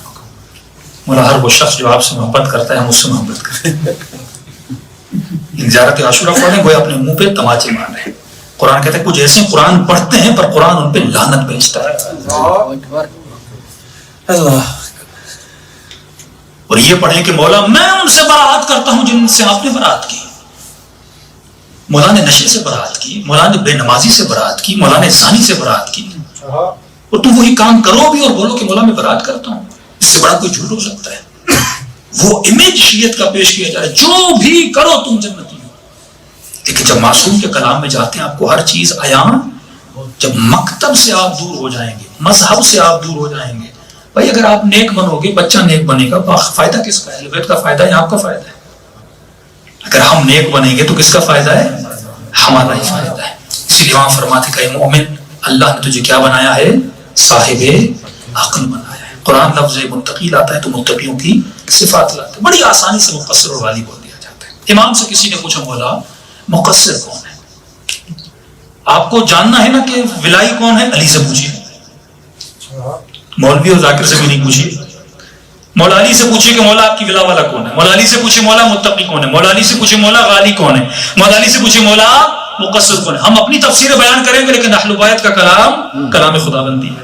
کہ مولا مقصر کون ہے؟ فرمایا مقصر وہ ہے جو جان بوجھ کر قصدن عامدن ہماری فضیلت کو کیا کرے؟ گھٹائے. یہ ہماری شان میں کیا کرے؟ گستاخی کرے. قصد.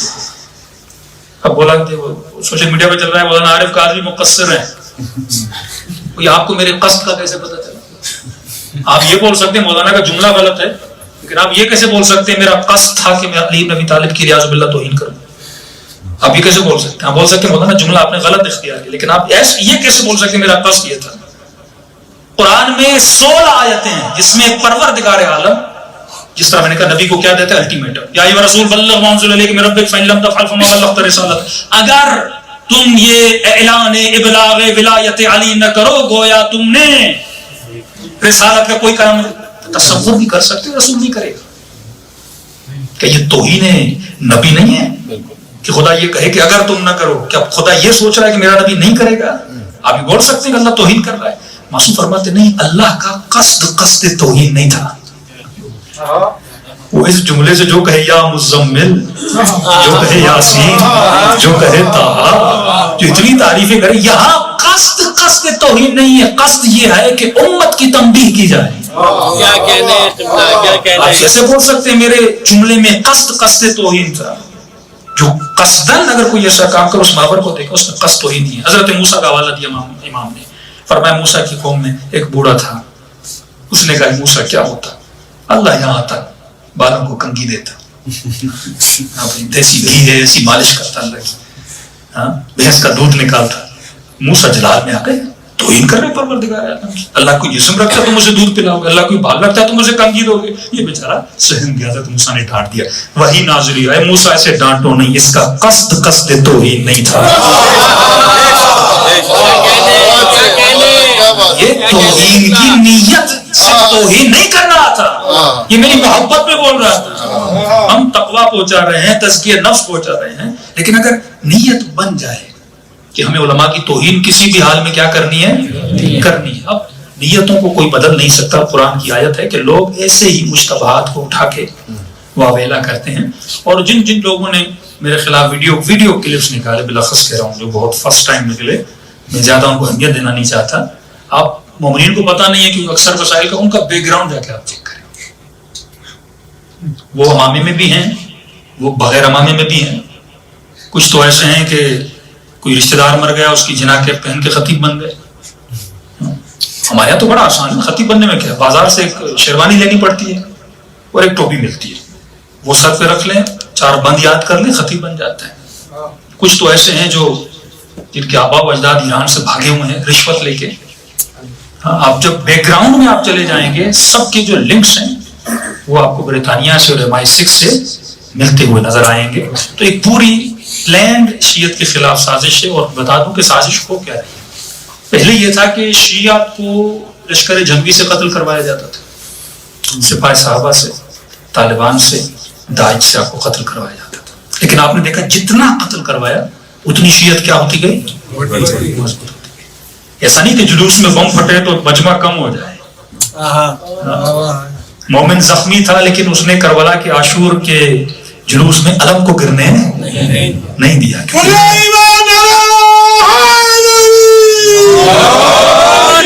کبھی بھی ایسا انہوں نے کرنے نہیں دیا.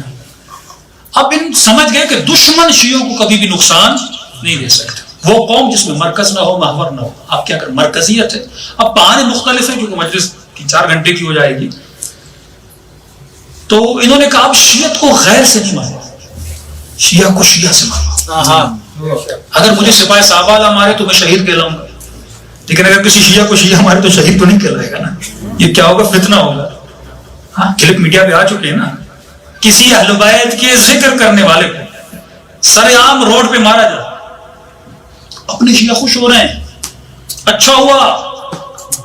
یہ نفرت اتنی پھیلا دی کہ ہم شیعہ ایک دوسرے کو مرتے ہوئے دیکھ کے کیا ہو رہا ہے، خوش ہو. یہ المیہ ہے، یہ المیہ ہے کہ اس قوم میں جو ممبر پہ آئے ذکر اہل بیت کرے اسے مثلاً مارا جا رہا ہے. اب وہ اسباب کیا ہم اس میں نہیں جا رہے، لیکن یہ روش کیا ہے، روش غلط ہے. اور اتنا ابھارا جا رہا ہے کیونکہ یہاں عقائد کو اتنا ابھارا جا رہا ہے اور یہاں توہین. مجھے پنجاب کا نہیں پتا لیکن سندھ میں علل اعلان مراجع کو گالیاں، علل اعلان مجتہدین کو گالیاں. ایک نجس حیوان کی پکچر بناتے ہیں، اس پہ سر ایک سید مجتہد کر رہا ہے. بولتے ہم عظمت سادات کے لیے نکلے، اوپر سے سادات کو ہی گالیاں دے رہے ہوتے ہیں. اب جب ایک بندے کی عقیدت ہے نا، مثلا کسی عالم سے، کسی مرجع سے، جب وہ یہ دیکھے گا تو اس میں جوش ہوگا، آئے گا کہ نہیں آئے گا؟ آئے گا تو کیا ہوگا، قتل ہوگا کہ نہیں ہوگا. یعنی یہ آخری دشمن کی سازش ہے. ایسے گروہ بنائے جا رہے ہیں، ایسے جتھے بنائے جا رہے ہیں کہ شیعہ کو شیعہ کے ذریعے سے کیا کیا جائے، قتل کیا جائے. اور منبر سے وہ روش اختیار کی جائے جس کے لیے اہل بیت نے فرمایا اول من قاس فهو ابلیس. جس نے سب سے پہلے قیاس کیا تھا وہ کون تھا؟ ابلیس. ہمارے مکتب میں ہمارے مذہب میں ہماری فقہ میں قیاس نہیں ہے. فقہ حنفیہ میں قیاس ہے, فقہ تشیع میں قیاس نہیں ہے. کہ شخص آئے ممبر پہ کہے ابھی تو واصل جہنم ہو چکا ہے. پڑھتے تھے مجالس, لوگوں سے کہا کہ اللہ کا نام مومن ہے کہ نہیں ہے؟ مجھے نے کہا ہاں یا مومنو یا محیبنو یا مصبرو, اللہ کے نام میں سے ایک نام مومن ہے. تو کہا بتاؤ اللہ مومن اور علی امیر اللہ. مجمع واہ واہ کرے جا رہا ہے. اللہ علی کو اللہ کا امیر بنا دیا. اس طرح آپ نے وہابی مینٹلٹی دیکھیے نا, آپ کہتے تھے یا علی مدد, گاڑیوں کے پیچھے لکھ لیا یا اللہ مدد. شیعوں نے کہا علی وارث, گاڑیوں کے پیچھے لکھنا شروع کیا اللہ وارث, جن کو پتا ہی نہیں کہ اللہ کا کوئی وارث ہوتا ہے. اللہ کا وارث کیسے, اللہ کسی کا وارث کیسے ہو سکتا ہے؟ یہ جملے شرکیہ ہے. میرا بیٹا میرا وارث ہے نا, علی محمد کے وارث ہے نا, تو اللہ کسی کا وارث کیسے ہو سکتا ہے؟ لیکن جو آدمی تعصب میں آتا ہے, ضد میں آتا ہے, وہ کرے جاتا ہے. اسی لیے فرمایا مومن کا دماغ ٹین کے ڈبے کی طرح نہیں ہوتا, جلدی گرم بھی ہو جاتا ہے اور جلدی ٹھنڈا بھی ہو جاتا ہے. اس کو اللہ نے کیا بنایا ہے؟ صاحب عقل بنایا. یہی لوگ اب تو سیریا میں جنگ ہو گئی, جاتے تھے وہاں پہ. اب ان کو کسی نے بول دیا کہ بلال نے اذان میں علی ولی اللہ نہیں پڑھا تھا, حضرت بلال کی بشامت آ گئی.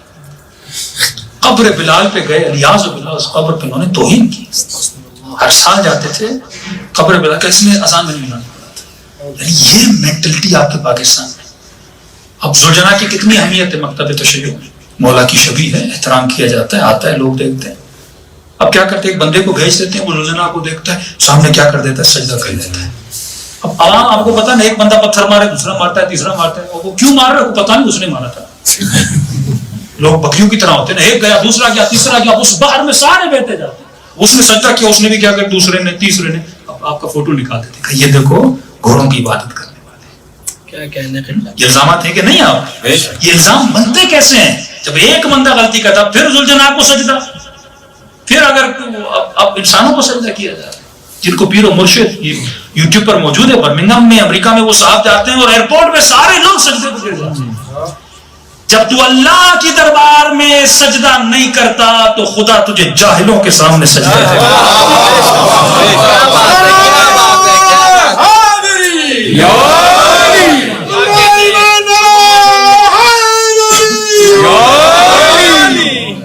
فکر سے بھی نجس ہے, جس کے پیٹ میں بھی نجاست ہے, اس کے سامنے جا کے سجدہ کرتا ہے. یہ جہالت ہے جو انسان کو در اہل بیت سے دور کرتی ہے. کیا کہنے, لیکن آنسو فرماتے ہیں آخری زمانے میں حق چھپ جائے گا اور باطل جھاگ کی طرح, صرف ڈالتے ہو نا پانی اوپر جھاگ ہو جاتی ہے. جھاگ حقیقت نہیں ہے لیکن نظر بہت آتی ہے, اتنی ہوتی ہے, پانی نیچے چھپا ہوا ہوتا ہے. فرمایا کبھی کبھی باطل جھاگ کی طرح ابھر جاتا ہے اور لوگ ڈر جاتے ہیں کہ خدا حق غائب ہو گیا, وہ سمجھتے ہیں کہ حق ہے ہی نہیں. پھر فرماتے ہیں گھبرانا نہیں, پھر خدا نور کی ایک جھلک دکھاتا ہے. یہ جھلک سارے باطل کو کیا کر دیتی ہے؟ مٹا دیتی ہے. تو میرے عزیز, اگر جہالتوں سے بچنا ہے تو دامن باب مدینۃ العلم کو لینا ہے. علم کو لیجیے. فاسألوا اہل الذکر ان کنتم لا تعلمون, اہل ذکر سے پوچھو اگر تمہیں پتہ نہیں ہے. میں پنجاب بہت جاتا ہوں, وہاں پہ خاتون کا فون آیا کہ مولانا اس کا جواب آپ کو مجلس میں دینا ہے. کیا کہ مولانا تقلید کیا ہے؟ اب ایک عام بندے کو سمجھانا بڑا مشکل ہے کیونکہ ایسی ہائٹ کریٹ کی گئی ہے. تو میں نے کہا ایک بات بتاؤ, جب تم گھر میں کھانا بناتی ہو, کہاں بناتی ہو؟ میں نے کبھی کوئی ایسا کھانا ہے جو تجھے بنانا نہ آتا؟ مثلا بریانی آتی ہے کہ مولانا آتی ہے, کڑھائی آتی ہے کہ مولانا, وہ مجھے نہیں آتی. میں نے کہا کڑھائی بنانا نہ آئے تو کس سے پوچھو گی؟ کہ اپنی کسی جاننے والی سہیلی ویلی کو فون کروں گی. اچھا پھر اس سے پوچھو گی, وہ بتائے گی کہاں, وہ بتائے گی مجھے پہلے تڑکا دینا ہے, پھر یہ ڈالنا ہے, پھر اس طرح کرنا ہے. میں نے کہا اسی فون کر کے پوچھنے کو تقلید کہتے ہیں. جو تجھے نہیں آتا اس سے پوچھو جسے آتا ہے. یہ ایک سمپل سی چیز ہے. اور دنیا میں کوئی بھی ایسا انسان نہیں جو تقلید نہ کرتا. جو بولتا ہے میں نہیں کرتا وہ بھی کسی نہ کسی جاہل کی کر رہا ہوگا.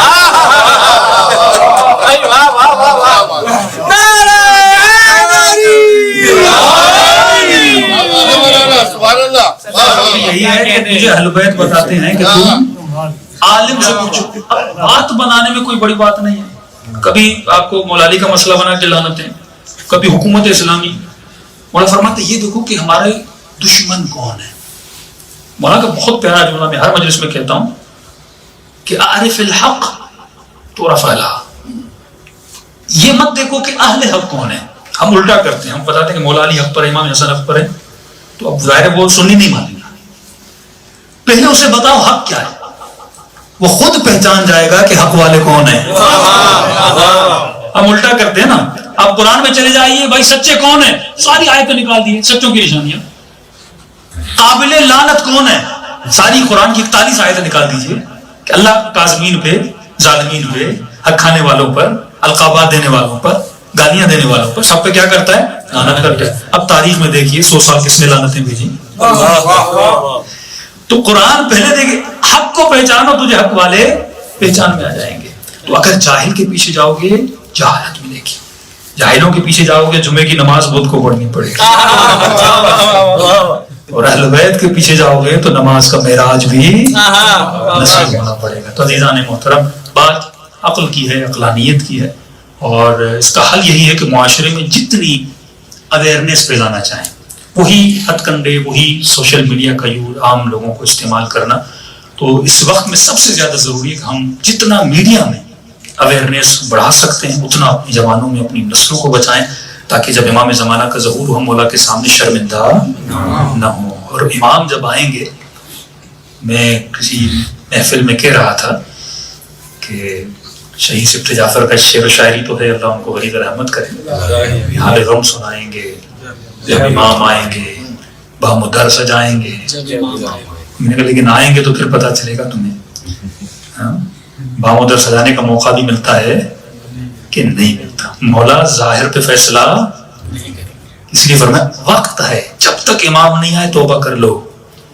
آج رات کو سوتے ہو نا اور زنا سے توبہ نہیں کی, شراب سے چھٹکارا نہیں پایا, حرام تعلقات سے چھٹکارا نہیں پایا, اور صبح امام کا ظہور ہوتا ہے, اسی وقت میں سزا دی جائے گی, اسی وقت سزا دی جائے گی. مولا باطن پہ فیصلہ کریں گے, ظاہر پہ فیصلہ نہیں کریں گے. صلوات پڑھے محمد وعلی محمد.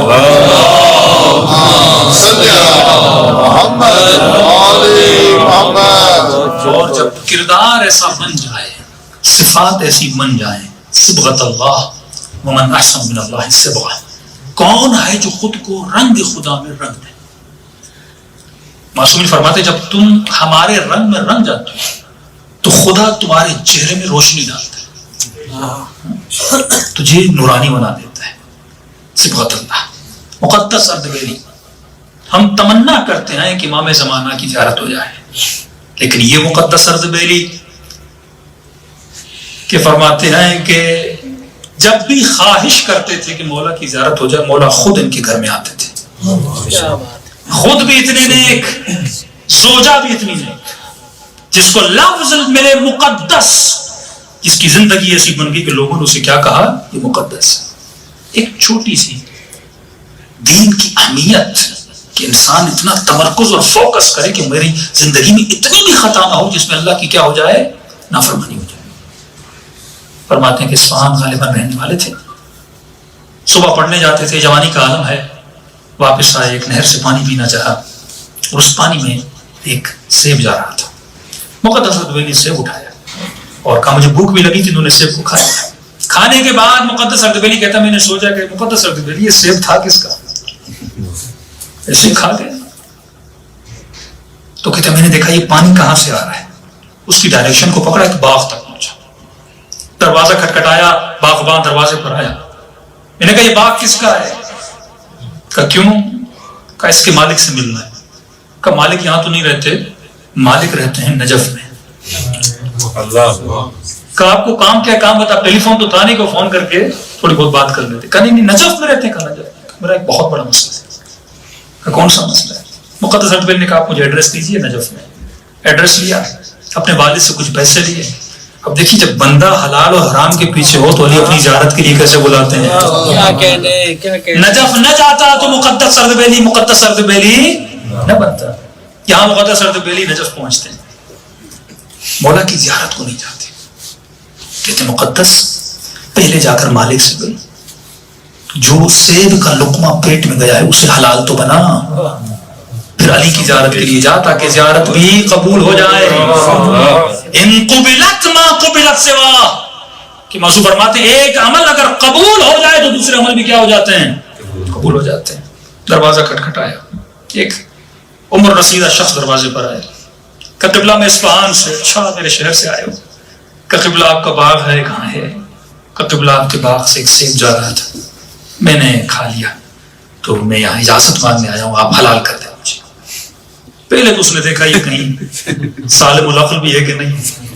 ایک سیب کی خاطر کہاں سے اٹھ کے غور سے دیکھنے لگے اور تھوڑی دیر سوچنے کے بعد کہا نہیں معاف نہیں کروں گا، تم نے کھایا کیوں میرا سیب؟ مقدس اردبیلی فرماتے میں پریشان، ایک سیب، میں نے کہا قبلہ ایک سیب ہی تو ہے، کیا ایک سیب کے لیے میری جان نکالیں گے؟ بتائیں پیسے کتنے تھے میں دے دیتا ہوں. کہا میں معاف نہیں کروں گا. کہ قبلہ ایک سیب تھا، میں جاتا ہوں پوری سیبوں کی پیتی لاتا ہوں آپ کو دیتا ہوں، معاف کر دیجیے. کہ میں معاف کرنے والا نہیں ہوں مقدس اردبیلی. مقدس اردبیلی کہتے میں پریشان، میں نے کہا قبلہ مجھے علی کی زیارت کو جانا ہے، زیادہ انتظار نہیں کروائے، بڑے دور سے آیا، معاف کر دیجیے، مذاق مت کریے. کہ میں سیریس ہوں، معاف نہیں کروں گا مقدس اردبیلی. کہ کیا چاہیے؟ اگر کہیں تو 2-3 دن آپ کے گھر میں آپ کی خدمت کر دوں، غلامی کر دوں، کپڑے دھو دوں، جو بولے میں کرنے کے لیے تیار ہوگا. مقدس اردبیلی کا نام کیا ہے؟ اس نام بتایا. کہ میں کبھی تجھے معاف نہیں کروں گا. کہ کوئی تو وجہ ہوگی. کا ایک شرط ہے، اگر مان جاؤ تو میں معاف کر دوں گا. تو مقدس اردبیلی میں جوان تھا، جوانی کا عالم. کا کون سی شرط ہے؟ میری ایک بیٹی، اس سے شادی کر لے. تو مقدس اردبیلی کہتے میں نے کہا قبلہ ویسے میں کیسے شادی کر سکتا ہوں؟ ماں کی تمنا ہوتی ہے بہو لائے گی، میں کیسے یہاں پہ پھر ماں کو بتاؤں کروں گا؟ مجھے نہیں پتا. مقدس اردبیلی ہاں شادی کرو گے کہ نہیں کرو گے؟ مقدس اردبیلی کہتے میں نے کہا ٹھیک ہے قبلہ شادی کر لیتا ہوں. کہ میری جان بھی لو کہ بیٹی ہے کیسی، اتنی جلدی ہاں مت کرو.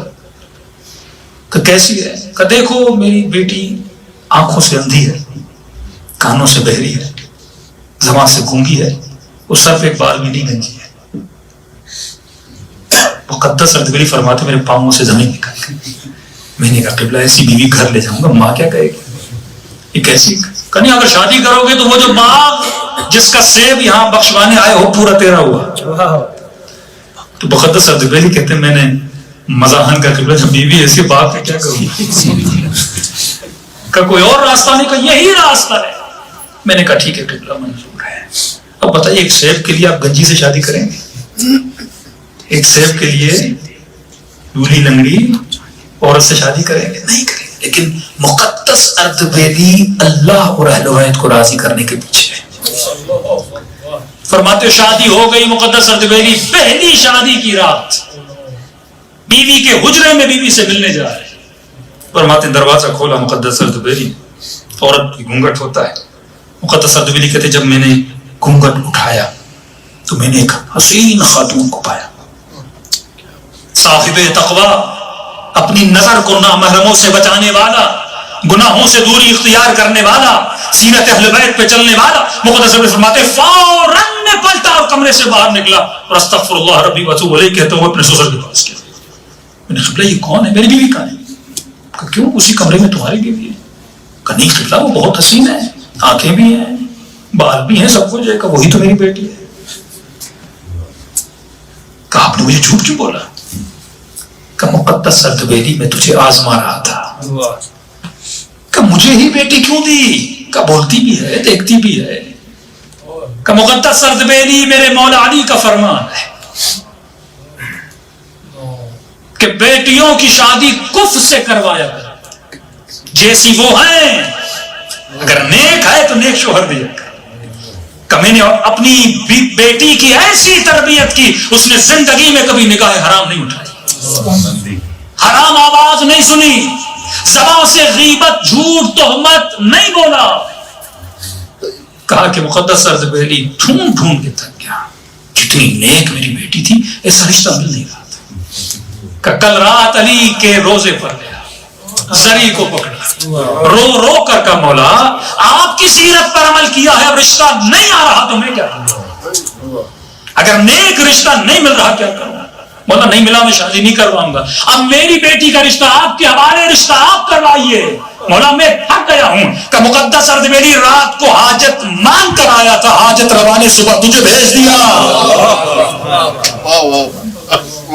کہ کیسا نیک جواب بھیجا جو ایک لقمہ حرام سے بچنے کے لیے یہاں پر آیا. جب بیوی ایسی ہے اور شوہر ایسا ہے پھر گھر ایسا بن جاتا ہے کہ فرماتے جب نیت کرتے تھے امام زمانہ ان کے گھر میں تشریف لاتے تھے. خوشنودی محمد وعلی محمد بغازی بلند صلوات. اللهم صل على محمد وآل محمد. تو عزیزو یہ دیار فانی ہے. معصوم نے عقل کے لیے جانے کے لیے نہیں کہا. عربی کا عقل ہے یعنی کم نہیں، زیادہ سے زیادہ جتنا ابھر سکتے ہو. ایک ہے عصمت عطائی جو اہل بیت کو عطا کی گئی، موہبت پروردگار عالم ہے. ہمارے اس کی تشریح میں دے چکا ہمارے اس کلپ کے سلسلے سے. کچھ لوگوں نے ضد میں یہ لکھا کہ نماز علی کی محتاج ہے، تقوی علی کی محتاج ہے. یہ اس سے بدتر جملہ ہے. ہمارے یہاں عصمت کا مطلب ہے جس طرح تم پانی سے تری کو جدا نہیں کر سکتے اسی طرح علی سے عبادت کو جدا نہیں کر سکتے. کیا بات ہے، سبحان اللہ. جزء لا ينفک ہے. کسی امام سے پوچھا کہ مولا یہ کبھی کبھی سوالات ہوتے ہیں سمجھنے کے کہ مولا کیا خدا کائنات کو انڈے میں ڈال سکتا ہے؟ وہ آپ سے پوچھا جائے کہ خدا انڈے میں ڈال سکتا ہے، کوئی بولے گا نہیں تو توہین بن جاتی ہے نا. وہابیت کا عقیدہ کیا ہے؟ لہٰذا باللہ اللہ چاہے تو مچھر کو بھی ولی بنا دے. یہ وہابیت کا عقیدہ ہے نا. یہاں پہلے بیت نے جواب دیا. امام فرماتے ہیں خدا ہر شے پہ قادر ہے لیکن اللہ کی قدرت محالات پہ نہیں چلتی. کیا مطلب؟ کہ اگر خدا کائنات کو انڈے میں ڈالے گا انڈا نہیں رہے گا. یا کائنات کو چھوٹا کرنا پڑے گا یا انڈے کو بڑا کرنا پڑے گا. کہا جس انڈے میں ظرف نہیں اس میں کائنات کیسے ڈالے؟ تو مچھر میں ظرف نہیں کہ وہ علم الہی کو لے سکے. خدا ظرف دیکھ کے کسی کو محمد بناتا ہے تو کسی کو علی بناتا ہے. کیا بات ہے مولانا. اللہ کی قدرت محالات پہ نہیں چلتی. تو علم ملتا ہے در اہل بیت علیہ الصلوۃ والسلام سے. فرمایا جتنا عصمت عطائی انبیاء 14 معصوم ان کی عصمت کیا ہے؟ موہبت پروردگار عطائی. کچھ کہتے ہیں نہیں اللہ نے ایسے ہی پیدا ہوتے ہی علی کو علی بنا دیا، سیدہ کو سیدہ بنا دیا. اس میں ان کا کوئی کمال نہیں تھا. لیکن جب سیدہ کی زیارت پر تو یا ممتحنۃ امتحنک اللہ، اے وہ بی بی جس سے امتحان لیا گیا تھا. مطلب خدا نے ظروف کو دیکھا، قابلیت کو دیکھا، پھر یہ مقامات کیا کیا تھا کہ ایک عصمت ہے اقتصابی. حضرت عباس کی عصمت عطائی نہیں ہے، کیا ہے؟ اقتصابی ہے. انہوں نے اپنی عصمت کسب کی ہے. کوئی کہہ سکتا ہے حضرت عباس گناہ کرتے تھے اگر معصوم نہیں تھے؟ کسبی عصمت ہے. سیدہ زینب کی عصمت کسبی عصمت ہے. اور کسبی عصمت کب ملتی ہے؟ جب تم معصوم کی عطا والی عصمت کے سائے میں زندگی گزارتے ہو. تو تمہارے اندر یہ ظرف پیدا ہوتا ہے. سلمان کی عصمت کسبی عصمت ہے. بڑے بڑے علماء گزرے جن کی عصمت کسبی عصمت ہے. تو جس طرح آگ کے قریب جاؤ گے تو گرم ہوتے ہو، ٹھنڈک کے قریب جاتے ہو تو ٹھنڈے ہوتے ہو، اور امام المتقین کے قریب جاؤ گے تو متقی بن جاؤ گے. جتنا دور ہوگے تمہاری زندگی اور آخرت کیا ہو جائے گی؟ تباہ ہو برباد ہو جائے گی. حسینیت زندہ باد. حسینیت زندہ باد. یزیدیت مردہ باد. یزیدیت مردہ باد. اہل بیت کے دشمنوں میں لانے. بے شمار. آئیے دلوں کو کربلا کی طرف لے جائیں جنہوں نے اپنا سب کچھ دین الہی پہ لٹا دیا، جن سے امتحان نہ بھی لیا جاتا وہ اس مقامات پر فائز تھے. لیکن اللہ بتاتا ہے کہ میرے دین پر جب تک تو قربانی نہیں دے گا تب تک تجھے جنت میں اعلیٰ مقام نصیب نہیں ہو سکتا. سوال یہ ہے کہ میں نے دین کے لیے کیا قربانی دی؟ اتنی بڑی قربانی امام حسین علیہ الصلوۃ والسلام کی کہ فرمایا کہ قیامت میں ہر آنکھ روئے گی لیکن 2 آنکھیں کبھی بھی نہیں روئے گی. ایک وہ آنکھ جو اپنے گناہوں پہ روتی ہے، ایک وہ آنکھ جو حسین ابن علی کے مصائب پہ روتی ہے. یہی استغفار، دعائے کمیل، مناجات امیر المومنین، دعائے ابو حمزہ سمالی، دعائے عرفہ، صحیفے سجادیہ، 54 امام کی دعائیں کس کے لیے؟ ہمارے لیے۔ بعض نادان کہتے ہیں اہل بیت تو معصوم ہیں، یہ جھوٹی دعائیں، مولا تو گناہ سے دور ہے، مولا کیوں دعائے کمیل میں توبہ کرتے پھر رہے ہیں؟ معصوم کے پاس جاؤ گے تو تمہیں پتا چلے گا کہ معصوم یہ دعائیں کیوں مانگ رہے تھے۔ ایک مرتبہ بندہ توبہ کرتا ہے رفع گناہ کے لیے، یعنی گناہ کیا ہے، گناہ دور ہو جائے۔ ایک مرتبہ توبہ کرتا ہے دفع کے لیے، گناہ کیا نہیں ہے لیکن توبہ کرتا ہے تاکہ عصمت کا سلسلہ جاری رہے۔ انبیاء دعا کرتے تھے، معصوم فرماتے ہیں دفع گناہ، نجاستوں کے دفع کے لیے۔ دوسرا، اگر معصوم اسوہ حسنہ ہے، اسوہ کا مطلب کیا ہے؟ کہ جو وہ کرے مجھے کیا کرنا ہے؟ کرنا ہے۔ کہ میں نے باب علم کی مجلس میں کہا تھا نا کہ ایک شخص امام کے پاس سے، مولا مجھے سب پتا آپ نماز کیسے پڑھتے ہیں، تسبیح کیسے پڑھتے ہیں، روزہ کیسے رکھتے ہیں، حج کیسے کرتے ہیں، مجھے نہیں پتا آپ غسل کیسے کرتے ہیں۔ امام فرمائے کل آنا، میں تجھے حمام میں بتاؤں گا کہ غسل کرنے کا طریقہ کیا ہے۔ اب بندے کو خدا سے مانگنا ہے، سکھائے گا کون؟ اسوہ حسنہ کون ہے؟ علی بن ابی طالب ہے۔ لیکن اگر انسان کو معرفت نہ ہو تو معصوم کے اتنے بڑے خزانے سے کیا ہو جاتا ہے؟ دور ہو جاتے ہیں، دور کیا جا رہا ہے۔ لوگوں نے دعائے کمیلوں کو پھینک دیا، ہم نہیں مانتے علی بن ابی طالب کی دعا ہے۔ خدا سے کلام کرنا ہے، تمہارے لفظوں میں وہ طاقت نہیں جو علی بن ابی طالب کے لفظوں میں طاقت ہے۔ اور صحیفے سجادیہ تفسیر قرآن کریم ہے، نہج البلاغہ اخ القرآن، اور صحیفے سجادیہ کو اخت القرآن کہا گیا۔ قرآن کا بھائی نہج البلاغہ، قرآن کی بہن صحیفے سجادیہ، ایسے القابات دیے گئے۔ تو اللہ انہی دعاؤں کے ذریعے، انہی کلام اہل بیت کے ذریعے ہم قرب اہل بیت نصیب ہو سکتے ہیں، ہمارے شامل ہیں، دلوں کو کربلا لے جائیں۔ سلام کریں اپنے غریب مولا کا۔ السلام علی الحسین وعلی علی ابن الحسین وعلی اولاد الحسین وعلی اصحاب الحسین۔ بلند آواز سے السلام علی الحسین وعلی علی ابن الحسین وعلی اولاد الحسین وعلی اصحاب الحسین۔ میرا سلام زینب کی لٹی ہوئی چادر پہ، میرا سلام ہو سکینہ کی یتیمی پہ،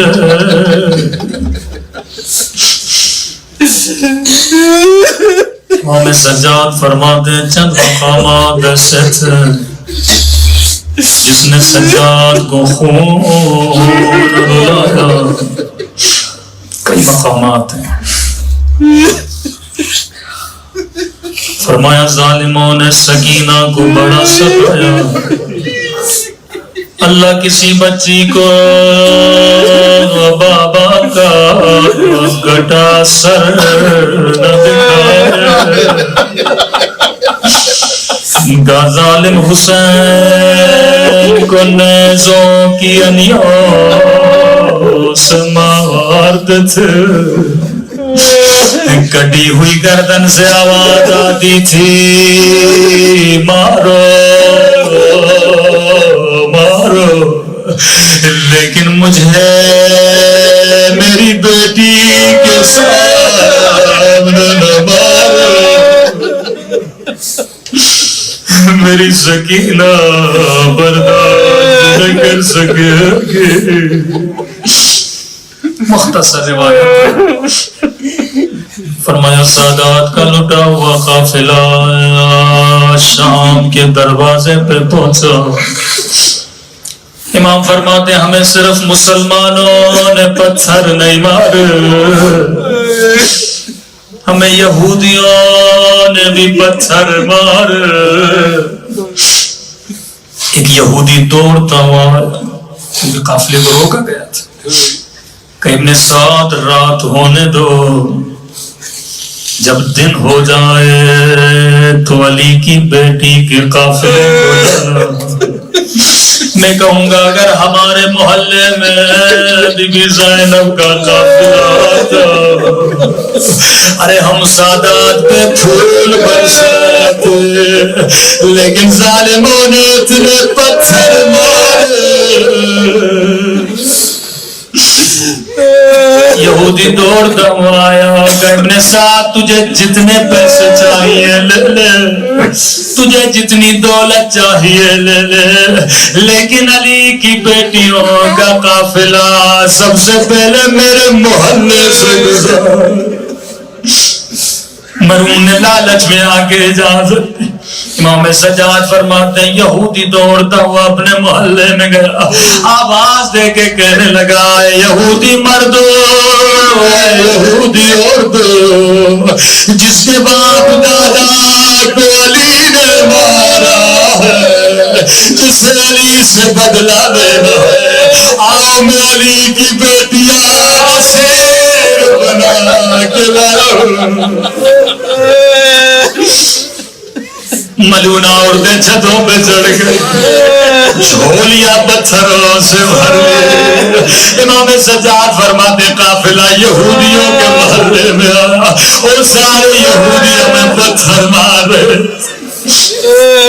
ایک یہودی ملونہ کی جھولی میں پتھر تھے, اس نے پتھر اٹھا, ساتھ والی کو کہنے لگی میں علی کے بیٹے کو ماروں.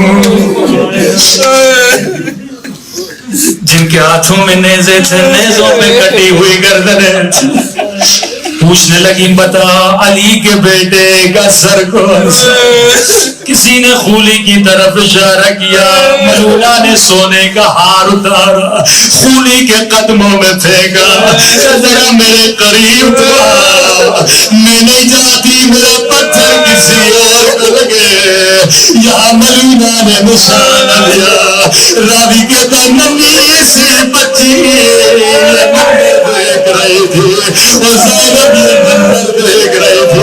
یا ملولہ کا ہاتھ اتر گیا, ایک مرتبہ ہاتھ نیچے آیا, حسین کے ضرب خون جاری ہوا.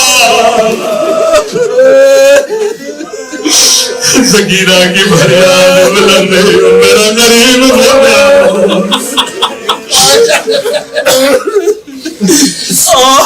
سادات کی مظلوم یا ساتھ والی عورت نے پتھر لیا, کہتی ہے تو نے بھائی کو مارا ہے, میں بہن کو مارا.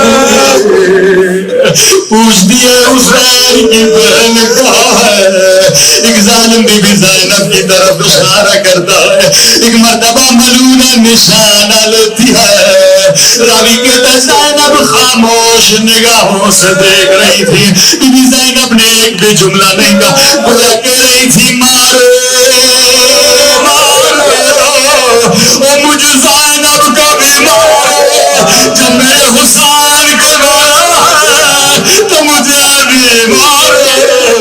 یا ملولہ کا ہاتھ نیچے آیا, وہ زینب کے سر سے خون جاری ہوا. سجاد کی فریاد بلند, یا حسین یا پاسا یا زینب.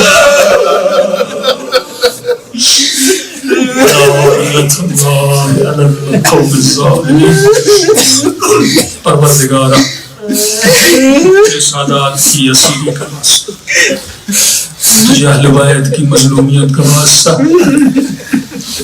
ہم سب کے صغیرہ کبیرہ گناہ معاف فرما, ہم سب کو فرامین اہل بیت پر چلنے کی توفیق نصیب فرما. اے خدا ہماری لغزشوں کو معاف فرما, ہم سب کو امام زمانہ کی زیارت نصیب فرما. ان دنوں کو امام زمانہ کی معرفت نصیب فرما، فرامین اہل بیت پر چلنے کی توفیق نصیب فرما، محرمات سے بچنے کی توفیق نصیب فرما۔ جناب سلمان فارسی کی دعا ہے، خدا ہم سب کو زبان ذاکر عطا فرما، بدن صابر عطا فرما، دل شاکر عطا فرما، عقل سالم عطا فرما۔ ہم سب کو امام حسین کی زیارت نصیب فرما، عتبات عالیہ کی زیارت نصیب فرما۔ ان مرحومین کے لیے مجلس رکھی گئی، نام بہت ہیں، ملک برادران جو ہیں ان کے جتنے بھی مرحومین ہیں خدا ان کے درجات کو بلند فرما۔ برائے صحت اور تندرستی شاہد محمود بٹ صاحب، نام صحیح نہیں، ملک حماد صاحب، وہ تو مرحومین ہیں، شاہد محمود بٹ صاحب کی پروردگاران کو شفاء کاملہ عاجلہ نصیب فرما۔ اے خدا اس مجلس کو، اس گریہ کو اپنی بارگاہ عالی میں قبول فرما، ہمارے مولا رافع امام زمانہ کا ظہور فرما، ہم سب کو مولا کی اعوان و انصار میں شریک فرما۔ ربنا تقبل منا انک انت السمیع العلیم۔